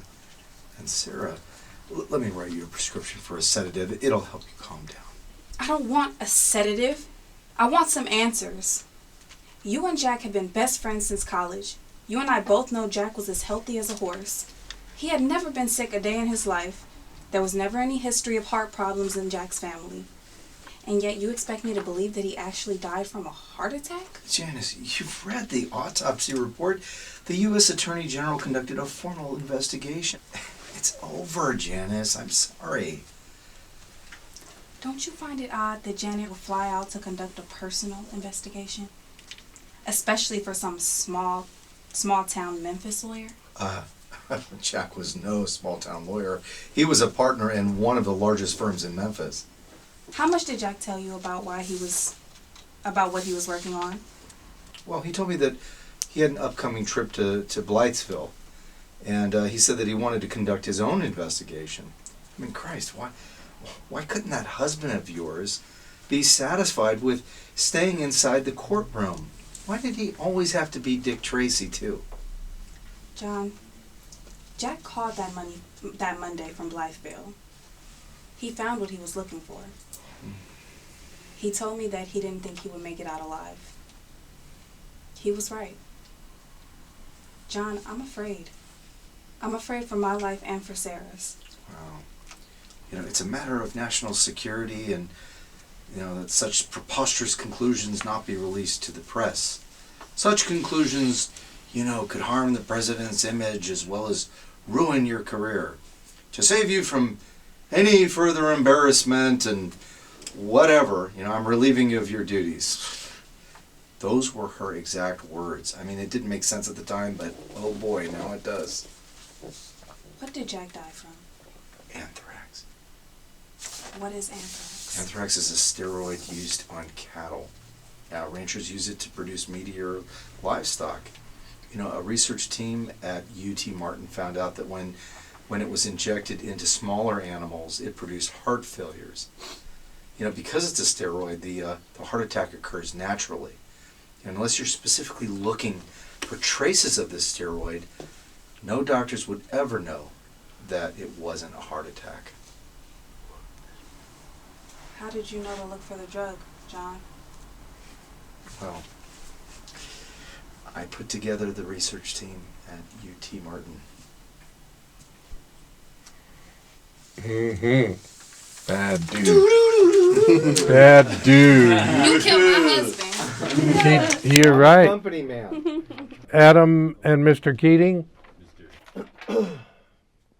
My associate tells me you alluded to me as a first-class jerk. I didn't want to use stronger language in front of them. I never liked to see a robot blush. What exactly do you want? They also told me you referred to me as a Becky. Not a term of endearment. I prefer not to be called a Becky, Cardigan. Fine. Why am I here? That's precisely what I'm most anxious to learn. What does bring you to London? Personal business. You may recall that I didn't care for you when you were a California police officer and come poking around in London some years ago. Yeah.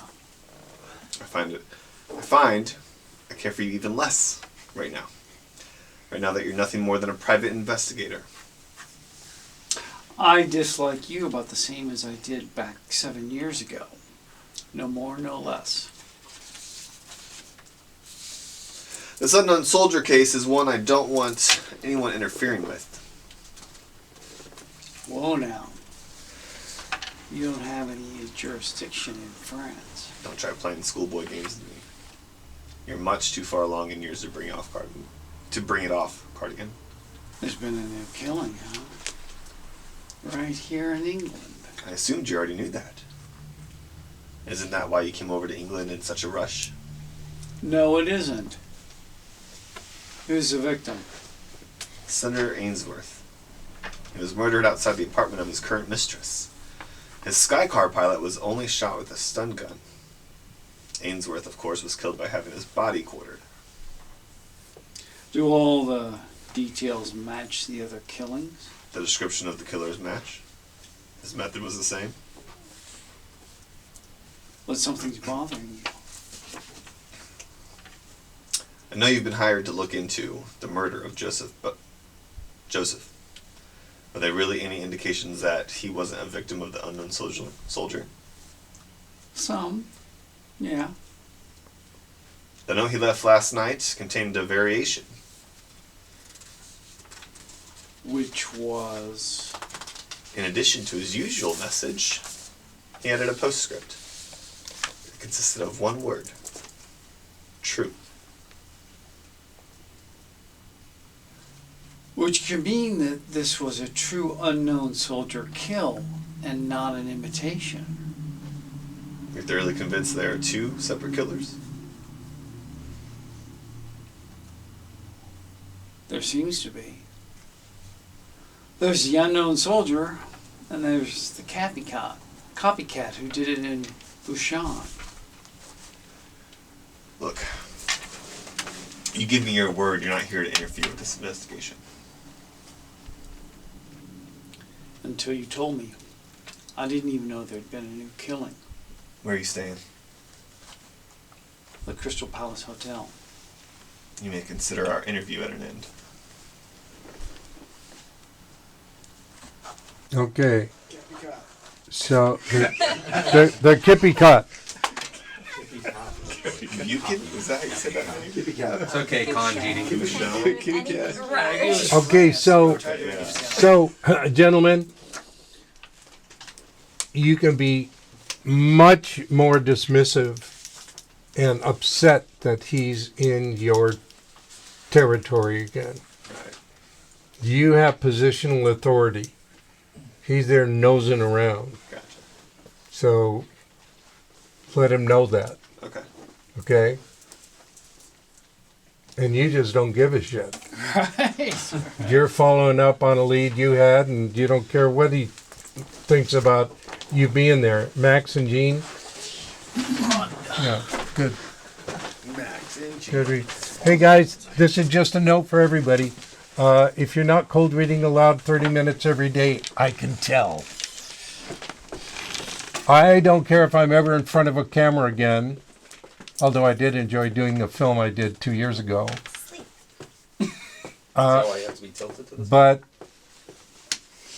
I still cold read aloud 30 minutes every day. I have every day since 1970.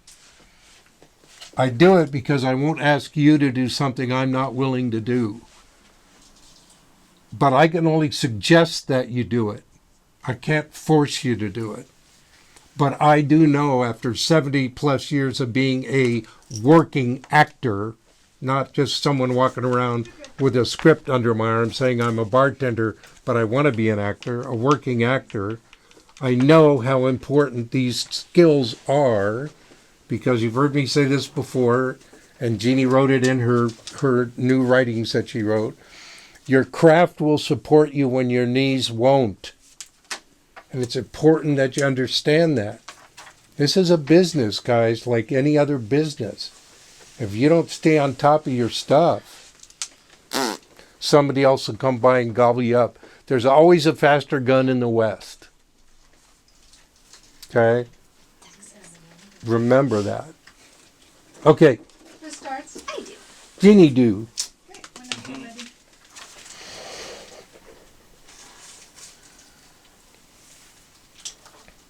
Why are we making small talk, Jim, when you're troubled? I mean, I know something's wrong. Can you just please tell me what it is, darling? I want to know what's bothering you. I suppose there's no putting it off. I had a bit of a set to with Winston today, and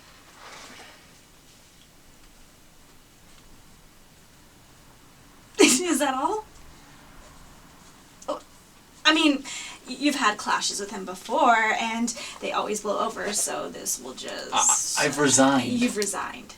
As managing editor of the company, that is, effective immediately. Why? And why didn't you mention it to me and tell me what was on your mind? I mean, I simply don't understand what There was was going nothing through your to mind. discuss. That's your job. You see, I didn't think I was going to resign until I did. Jim, this is perfectly ridiculous. Just because you had a little row with Winston doesn't mean you have to do something as drastic as this, as dramatic. I mean, after all, Grandy has the final word. You know that. She appointed you, and she'll reinstate you at once. And she'll put Winston straight. Deal with him. Look, I'll speak with her tomorrow, ring her first thing in the morning, and it'll just all be... I'm afraid you're misunderstanding me. Winston didn't force me to resign or anything like that, if that's what you're thinking. I did so of my own accord. I wanted to, and rather badly, although I must admit in all truthfulness that I didn't realize this until the opportunity presented itself. So I certainly don't want to be reinstated. But why not, for heaven's sake? Because I don't like the job. Never have. When Winston came to me this morning, I asked point blank if I wished to continue as managing director. And as he was speaking, I knew, really knew, Paula, that I didn't. I've never been particularly good at administrative work or interested in it, and I told Winston so, and he said he sensed this for some time. He pointed out that perhaps it would be better if I stuck to journalism. I ran papers for the company. I thoroughly agree with him, so I stepped down. That's all there is to it, actually. All there is to it. I don't believe that I'm hearing you say these things. You're acting as though it doesn't matter. As if this wasn't serious, when it's terribly serious. And you're being so cavalier, so dismissive. I am absolutely staggered. Don't get so head up. Frankly, I'm filled with relief. Relief should be the last thing on your mind. I mean, what about duty? What about responsibility? You know, Grandy showed a great deal of faith in you, put her trust in you when she appointed you to managing director last year. And I think that you've let her down rather badly. I'm sorry you feel that way, Paula, because I must disagree with you. I haven't let Grandy down. I'm still going to be managing editor in charge of two of the most important newspaper in the consolidated group. I'll be doing what I do best, being a newspaper man, and a damn good one at that. And who's gonna run the company now that you've stepped down? Winston.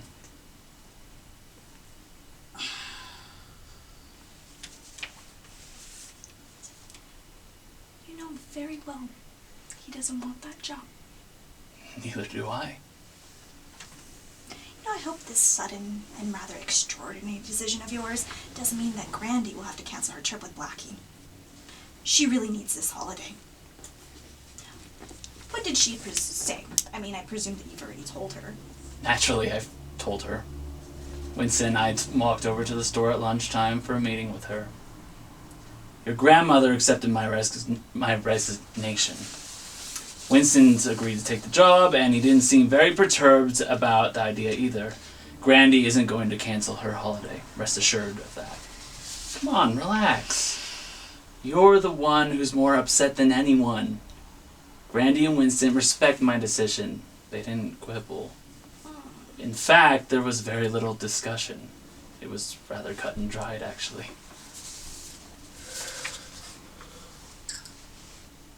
I think you've simply misunderstood their reactions. Now you're being ridiculous, Paula. I know them both very well, and I can assure you that everything is all right. I hope for your sake it is. Good, it's a wonderful piece.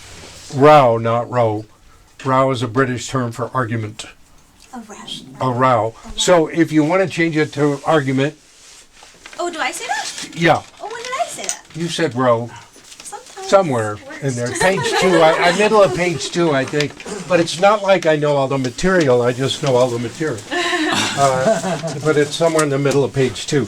Okay, guys, look, some really good work tonight, you know. Hear, hear. You know, you should feel, all of you should feel really good about everything that was done. Look, it's just consistency. You've got to keep doing it. Oh, I don't have the money. I can't do that. I can't. But you can go to Starbucks every day and spend $8 on a cup of coffee. You know, I'm not telling you how to spend your money. I'm just telling you, not you, especially moneybags. I was going to do a giveaway. I know, but no giveaways when we have guests, because the guest might have won. Maybe we should have done a giveaway. No, I'm just saying, you know, that it's doing it and doing it and doing it. You're going to hit plateaus. That's why I ask everybody that starts here to buy the book Mastery by George Leonard and read it. If you've been here longer than a week and you haven't purchased that, it's free online. Get it online for free. Read the damn book. It's only 124 pages. It only costs $14.95, I think, if you want to buy it. But it's free, you know. And if you don't have money, there's a library nearby, you know. Check it out at the library. Oh, I don't have a library card. Get one. They're free, you know. It's like Jill says about cold reading all the time. Don't spend $800 on a cold reading class. I have 2 separate sheets of paper and 5 minutes of my time. I will gladly give you 15 minutes, 20 minutes, 30 minutes, and teach you how to cold read for free. But cold read is a skill that you have to develop. Working on your craft daily is something you have to develop. I say it all the time, and then I'll say good night. Dancers dance and stretch every day, whether they're working or not. Singers vocalize and sing every day, whether they're working or not. Musicians play their instrument every day, whether they're working or not. And actors sit on their ass and wait for the phone to ring. And if you're one of those actors, when the phone rings, guess what? You are not ready. So I want you to be ready. I want you to be prepared. The Chinese symbols for opportunity and preparation, when put together, are success. Now that's a diagrammatic language that's over 6,000 years old. They knew something because it's still true. If you're not prepared when the opportunity arises, you don't get the brass ring. You keep missing it. There it is. There it is. There's a great Tchaikovsky quote. Tchaikovsky, wrote 1812 Overture, Romeo and Juliet, Fantasy Overture, Nutcracker, Swan Lake, Sleeping Beauty Ballet. Just a couple of things. Yeah. So he's qualified. He said, inspiration is a guest that does not willingly visit the lazy. On that note, everybody, have a great night. Be safe. Stay healthy. Be well. And thank you both, David and Karen, so much for being here tonight. I hope you got something worthwhile. I don't know. Thank you.